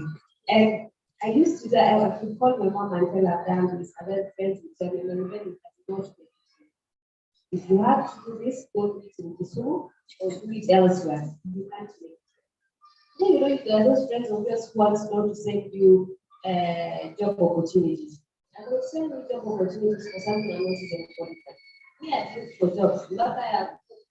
Yeah, if I had looked for a job and you take your interview, someone, your CV, someone looks at your CV and is like, so you're really overqualified for this job. And I would be like, what else am I supposed to do? There's nothing. So my first investment at that company was 10,000, and the client paid 5,000. I made a profit of 2,000, and I told myself, now we are going to start something like that. And that's how I started building my business step by step. And one beautiful thing I love about entrepreneurship is that you fail today, you rise up tomorrow, you fail the third day. In fact, the third day you fail terribly bad, but you continue rising. Lastly, your cutting short is, I always tell people that two what I love is, I love saying, the physical health is as your mental health is as important as the physical health. And lastly, one girl with a vision is a revolution. If you know your one girl and you have your vision, you will let nobody tell you anything. You can make it. I tend to sit in groups and I can't even believe it's me. Because my friends told me you can't do it. People tell me you cannot make it. My parents told me I used to cannot. Because I used to, in fact, I'm so proud to be top 40 and a 40 Africa. Why? Because they used to be on them. In high school, in primary, I said, when I hear people talk about engineering, I'm like, I used to be. You know, they used to be bottom 10. In fact, what? Before I look at myself and I'll be like, yeah, I'm very in high school again, for one control was the best. For three control, I got back there. Until right now, when my teachers see the television like, is this really bad? Yes, I actually surprised. So that tells you, you can be in this room and you feel you're down, you feel you're accountable to anything. That doesn't matter. You don't know where your vision is. You don't know where God is taking you. You just need to believe in yourself. Carry your vision. If you can stick to your vision, no matter what someone tells you, no matter what someone feels like, you stick to your vision and be faithful to your vision. I don't know if you know, but don't be opposed to stick to your vision. Stick to it. If your vision is to be the best author, stick to that. Focus on that. If your vision is to be the best engineer, trust you. The entire world will bow down to you. As long as you stick to it and you believe in your work, believe in your brand. If your vision is to be the best entrepreneur, believe in it. I normally tell people, I know I'm going to be that global. Come rain, come sunshine, I'm going to be that global. No matter what someone thinks like, feels like, my situation might look like, I don't care. Me, I'm going to stick to that vision. Look for your vision and be a revolution.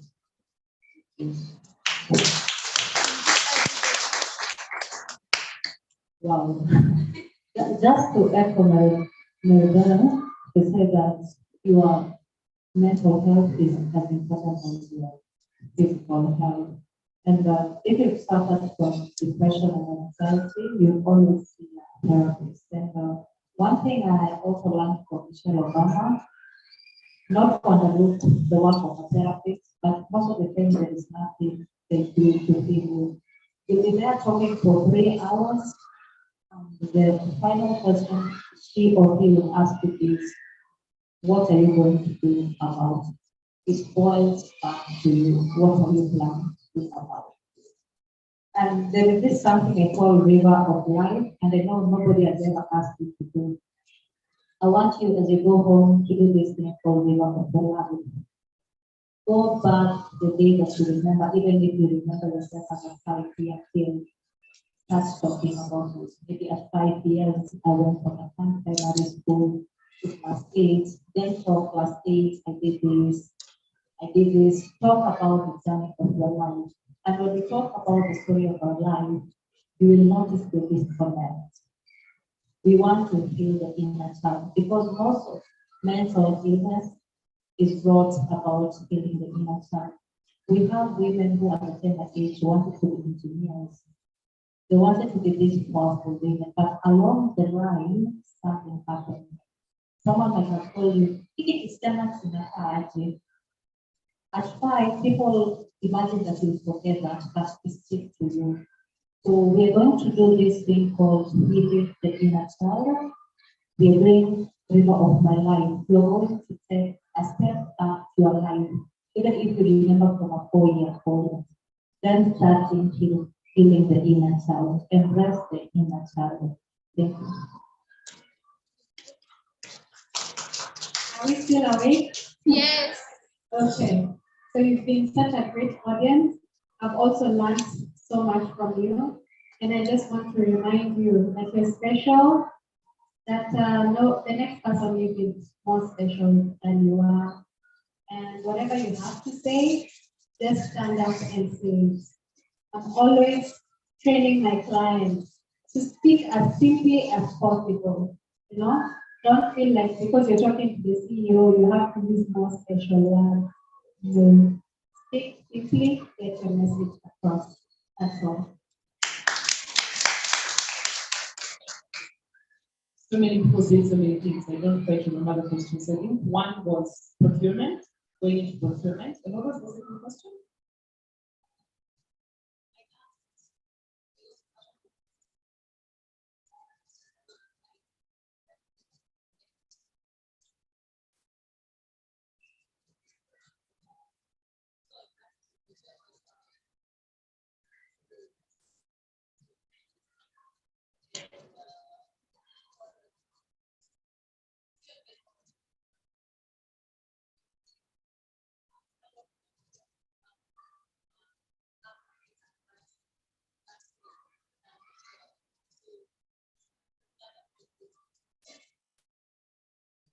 I wouldn't advise you to pick either. I'd advise you to pick what you're passionate about. And this is why. I'm sure there are very many great doctors, there are very many great pilots, there are very many great teachers, nurses who are doing fine and they're thriving in their careers. But that is not my job. I wanted to be a minister, right? So you need to identify what path you want to follow and why you want to follow it. And I haven't spent enough time with you or worked with you or understood like where you thrive and where you best to keep you like I think where you should go. So I can't give you an answer. So you need to look deeper. Around the points about you have some engineering background and you have some procurement background. Let me tell you guys, I have never used calculus. First of all, who invented Laplace?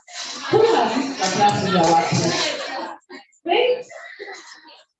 Essentially, everyone who is an entry-level professional is going to have to learn their job. So when I'm interviewing someone who's an entry-level position, I know I'm going to have to train them.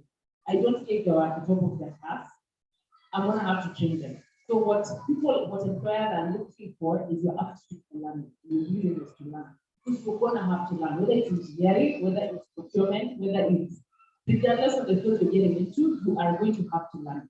Now, you can't tell me that you trained to be a doctor and now you want me to try a business engineer. Because I might ask you, please explain to me what's happening here. But procurement and engineering, they're not that far off. You did take a procurement degree, that means you have to learn. So if you want to end up in procurement, a way you might end up in procurement is to get you through the door to your engineering degree and then tell your folks or make it known in the company that I'd like to transition to procurement and position yourself in roles where you do some procurement, and then engineering, you do a little bit of procurement, right? And if you, a lot of people would hire someone into an entry-level procurement position who has an engineering background because they assume. But again, what you're interviewing for is aptitude for learning, right?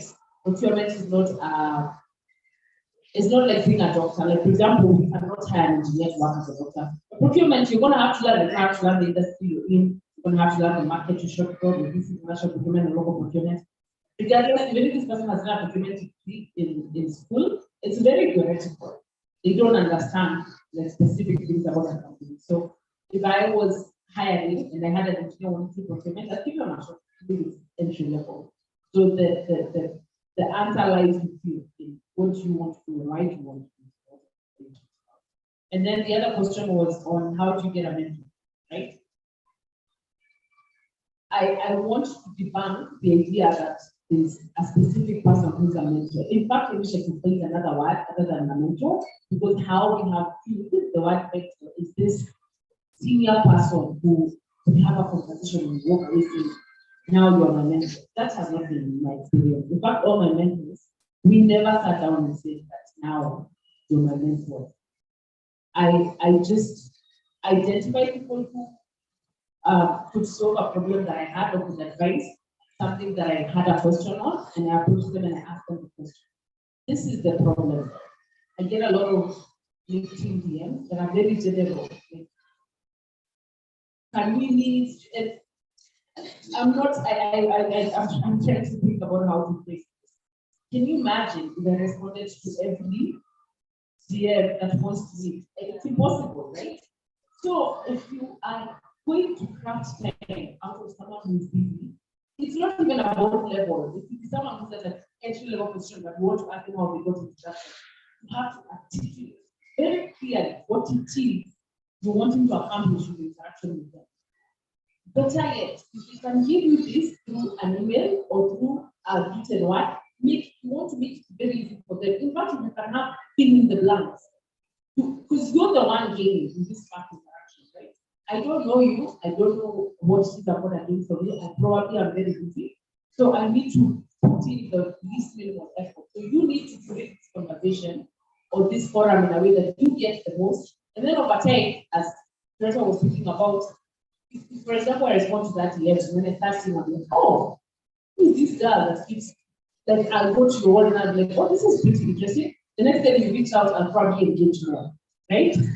Don't ask, I need to be my mentor. You're going to lose that conversation. Just keep that conversation going. Over time, you know, I'll know, oh, she knows what she's talking about. She's a hard worker, she's a great worker. She comes back and tells me how whatever I told her to do went. So now when you reach out next time, I might even be the one to say, are you available for a face-to-face? I'd like to meet you. So don't think of this one-off that is going to create like a let's write up into the sunset relationship. It's just like every relationship. Small, continuous improvement and investment will lead to the culmination of now you have a relationship. The other thing is, you don't have to physically know your mentors. They don't have to be who you want to. You can identify someone who's walked your path, who's a famous person that you might never meet, you will never get an audience with, and learn from them. They post videos on YouTube. That is a mentorship, right? It doesn't have to be that someone who personally knows you by name and can pick you out of a crowd. Just figure out what it is you're trying to get in a mentorship relationship and find people, whether you know them or not, who can fit into that. And then you don't have to have one mentor. You ask to date with someone in the industry. It is good to see people who've done what you're trying to do. It would be great to see someone who's worked for us, who's able to understand my challenges and my. But if I look at my career and at my workplace, I know the competencies I'm trying to work on and the things that I struggle with the most. There might be someone who's in a different field, a different industry, but really does well in that competency. So they can mentor me in that particular aspect. So it might have nothing to do with my technical side of work, but then maybe they mentor me in how do I sell myself, how do I. For example, she could be a mentor in how do I get my next job. She would mentor me in how do I live in a manufacturing setup, but she's going to help me in how I present myself on a good basis, and how I present myself in meeting. That is a right? So, and then my passing shows me, jump on the feet. That's it. If you remember nothing else, just remember to jump on. Thank you. Okay, what a lovely afternoon, what a lovely speeches. Thank you so much, our panelists. And I would like to hand over back to Jeanette. Hi guys. Hi. I know all a bit tired because of the sitting down, but before we move on to the next issue as we head on to close for the day, I would like to give a vote of thanks to all our speakers. it was really amazing how everyone would ask a question and then it would just stream across and everyone would answer like according to their place of expertise. Thank you so much for that. You guys really tried to address every question like from your own perspective. It was really enlightening. Thank you for taking your time. Thank you for sharing your skills with us, your expertise, your stories. Thank you for connecting with us, not only as professionals, but also as ladies. Thank you for lifting us up. I didn't know Mary well in person, but we had an interaction. She said, "Hi, you look very beautiful. You're a very beautiful lady." And now I'm listening to her, and I know who she is. I'm like, damn. Good, I'm gonna tell my mama Mary Ben told me. You know, it's nice to be at a place of privilege and still be a person who can connect with other people. So thank you for that, lady.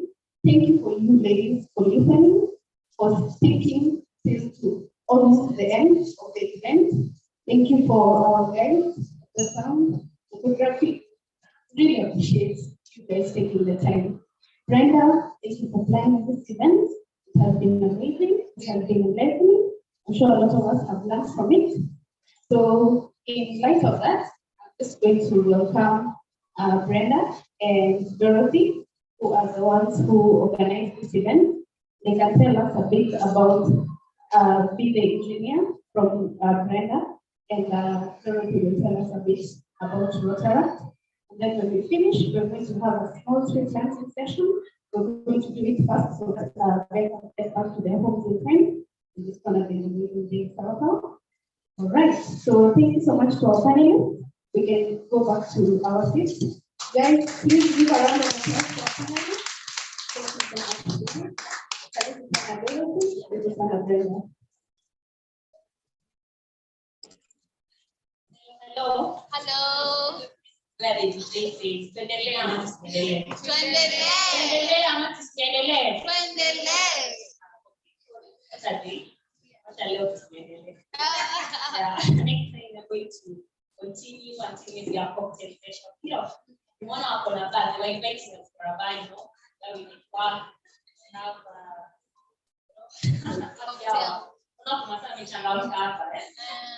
anyway, so I want to call a few guys out before I invite Dorothy, or I invite them to the. So we want to thank you all for attending the event. And this event would not have been possible without the attendees. Without attendees, otherwise it would have been me, Dorothy, for event, and here the speakers alone. You can imagine that event. So first of all, I want to thank you attendees for coming, taking your time on a Saturday, coming with us, experience what you have to offer. We are hoping to have you. We have a lot of this kind of sessions. Anyway, now you know where I come from. So I want to call out Moria. She's going to be a representative of Rotaract and Rotary. They are also part of the sponsors and organizers of this event. Special thanks to them. I want to call out Charles Mata. She's a representative of IEEE, young professionals, and representative of one of our main sponsors. Yes, I don't know how to say this. She's come and say it better. Chantu, come on over, ladies. We talked about speaking up, coming at the front, raising our hands. Please come. Going to call Grace Zico. She's the founder of Step 150, partner also. Michelle Boyd is the speaker, and she's also been our partner and sponsor. She just left. Our organization is called Michelle Boyd Foundation. I want to call Nancy Bulat. She's from JQuat IEEE. They are also actually IEEE as a sponsor at event. They're sponsoring us for quite some time now. I want to call Maureen, the chairperson of IEEE to Technical University of Kenya.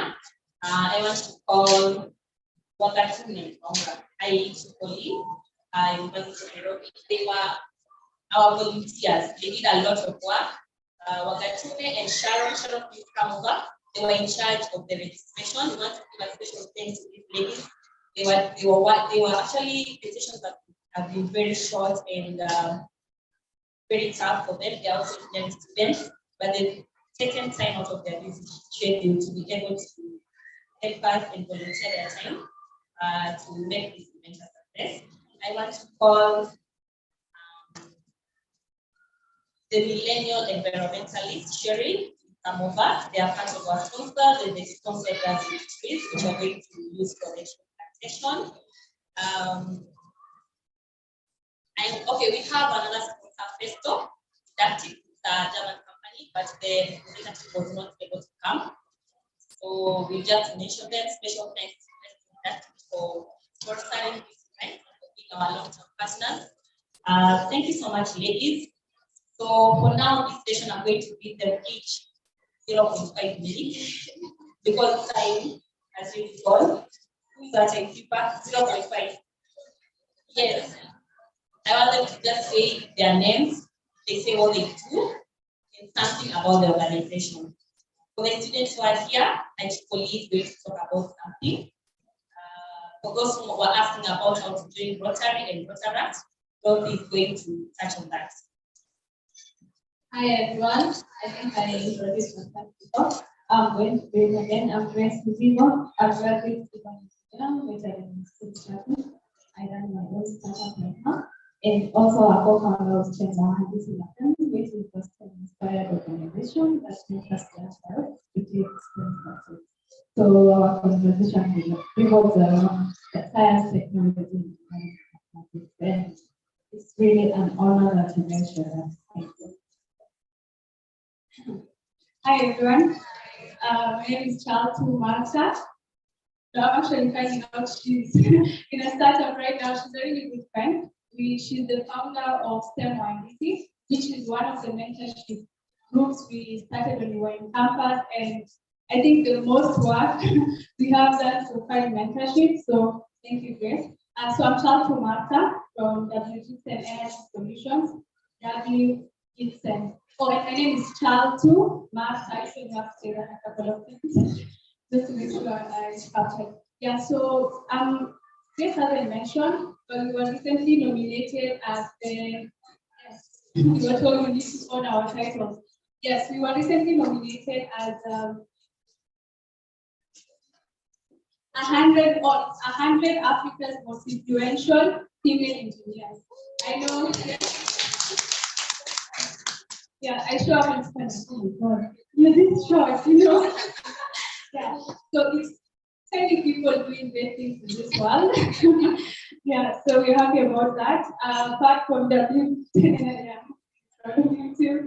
so apart from the energy solutions, where I work as sales engineer, recently moving to the regional manager. And the reason I'm mentioning this, the sales bit of it, just a quick one.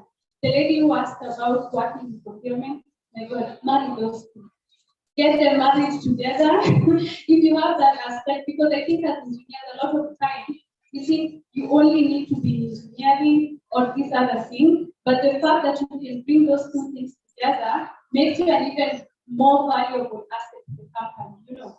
So I also think procurement a bit hand in that, and you find a lot of procurement officers, no offense, but you can, in something that needs engineering thing, and it's someone who doesn't understand engineering, at the end of the day, you as the engineer who is designing that thing has to still come down and then, okay, specify this is what's called, you know. So if we have someone in procurement who's an engineer, it just gives more value to the company. So that's my opinion. I may be wrong, but that's what I would say about that based on my own experience. Thank you. So we've done a lot of mentorship. We're really happy to see young women here who are still in campus. You know, we started to follow this journey at the right time. Keep at it. Elena, please don't go before we take a photo. I'm usually the one speaking in a lot of events, but today I have from all the speakers, thank you so much. You are all so amazing. But what she said, you can identify whoever asked about how do you identify a mentor, find someone you feel, okay, you talked about this, or you've seen them doing something, identify and run to them in whichever platform you think about. So thank you so much. We look forward to having more. Hi everyone, my name is Dorothy Warrior. My profession is procurement. Hello, my profession is procurement. And what to say today about procurement and engineering? I'm actually in that field. I'm a procurement personnel in an engineering field, and actually it's why, and because we don't have the engineering expertise, we have to go back to engineering development course. But it's a really interesting one, and you'll love it. I'm sure you will enjoy it, it. And so I'm a proud member of the Lighterz Club of Nairobi Parkland, and I'm also going to take you through in 0.5 seconds. Oh, sorry. Yes. I'm going to take you through Rotary. So Rotary is a humanitarian group that brings together leaders in the community and also in the business field so that they can spread peace and also to spread peace and also to give back to the society, to help our communities. And what about and for Rotary, it is the matter of practice. Yes, whereby now it's from 35 and over, but nowadays you can join even as a youth. And now for youth, we have the Lighterz, which is between ages 18 and 35. And for Lighterz, it's where we come together to grow in leadership, to grow professionally, because to grow professionally and also to give back to the society. So it's like learning, it's growing yourself as an individual while still growing our communities and our societies.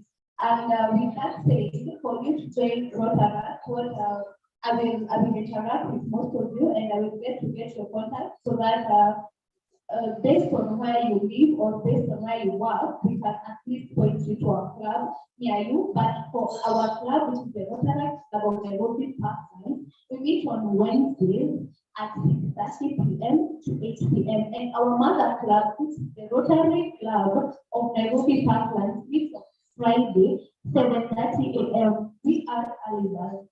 So can you join me, guys? And I will be engaging with you more for Rotary. Just an interesting thing.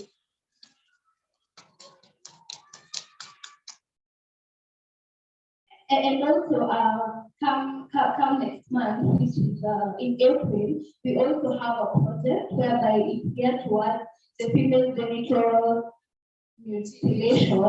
And so we would like to invite you guys to come and to contribute and also to come and be part of the project, because this is just a part for the women in leadership, but we also need to go and also empower other ladies out there, ladies who are going through the FGM, early marriages. So guys, please, we are inviting you to our project.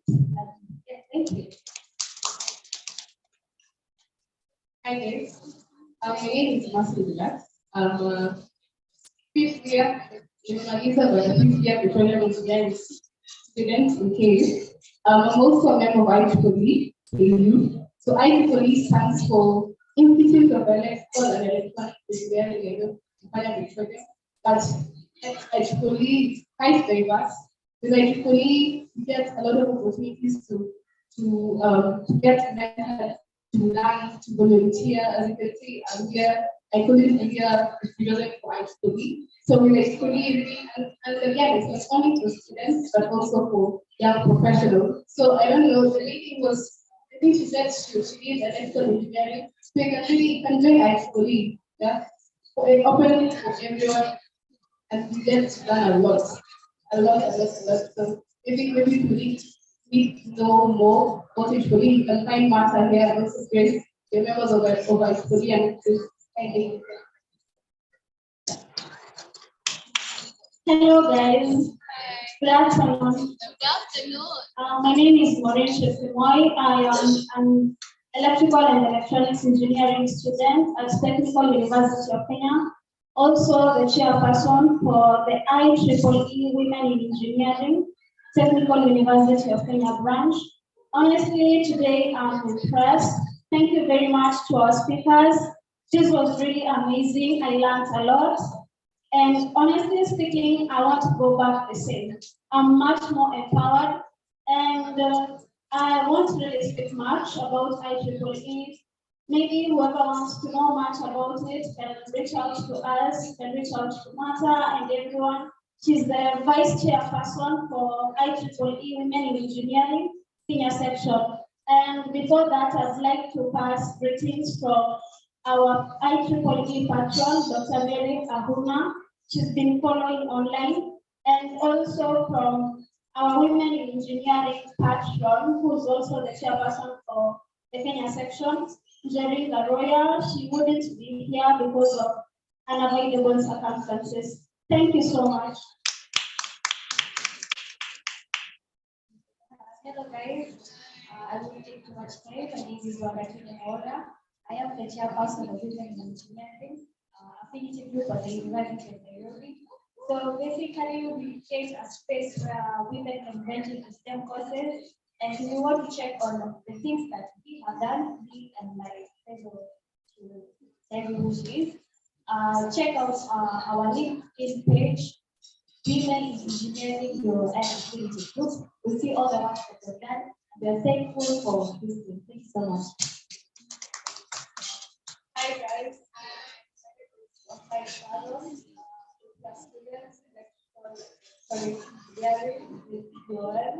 and I'm the vice chairperson for IEEE Women in Engineering group. And thank you organizers for this session, for the invite, and I hope it's more often and maybe we can partner in future. Yeah, for women in the same time. Yeah, thank you. Hi again. I'm Shirley Lachaka. From study medal and mentalist. I'm not an engineer, but I'm a scientist. I did conservation biology as a teacher. I'm so glad to be leading you all through the international process today, given that we are celebrating women, and in the field of environment, we have been celebrating Lighterz just the other day we had a match. So this is a great honor to be amongst you with great things. Thank you so much. Thank you, everyone. So now we will have a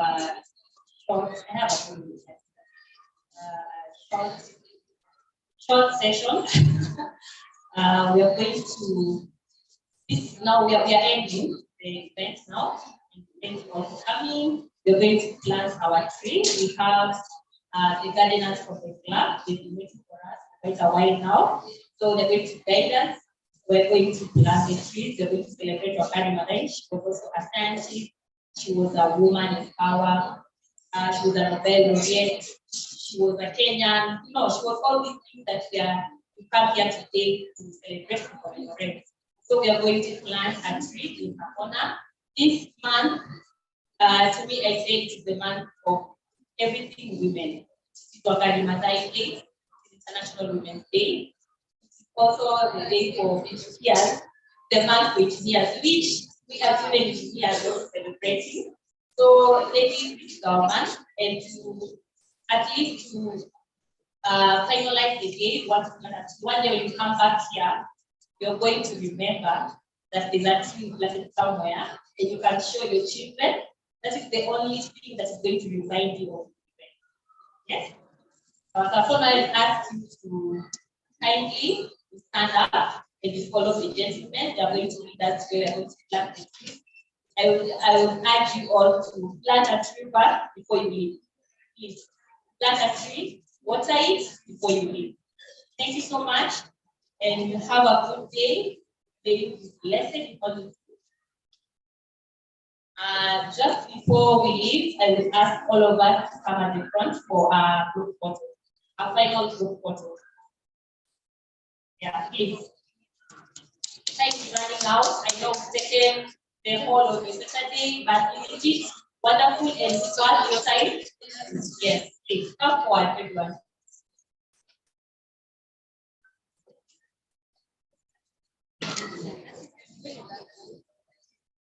Take care. Which one did it come from?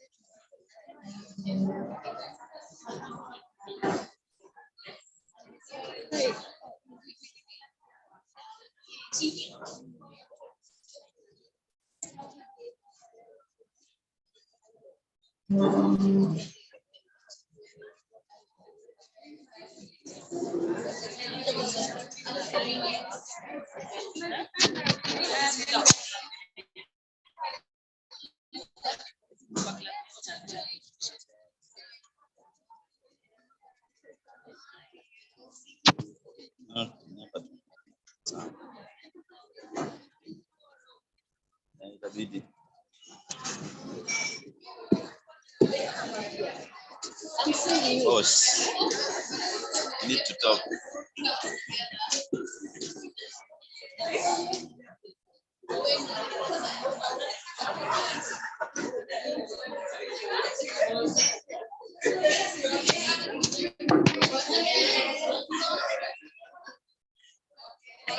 Tuende nini ama iendelee?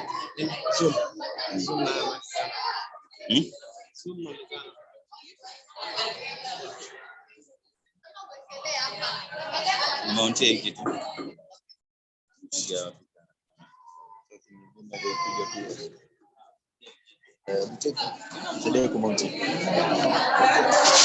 Project ni watu wa scam.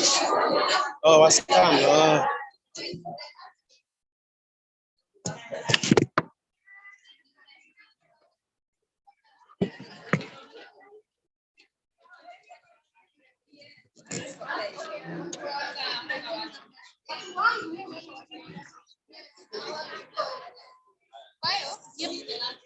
Yes. Yes.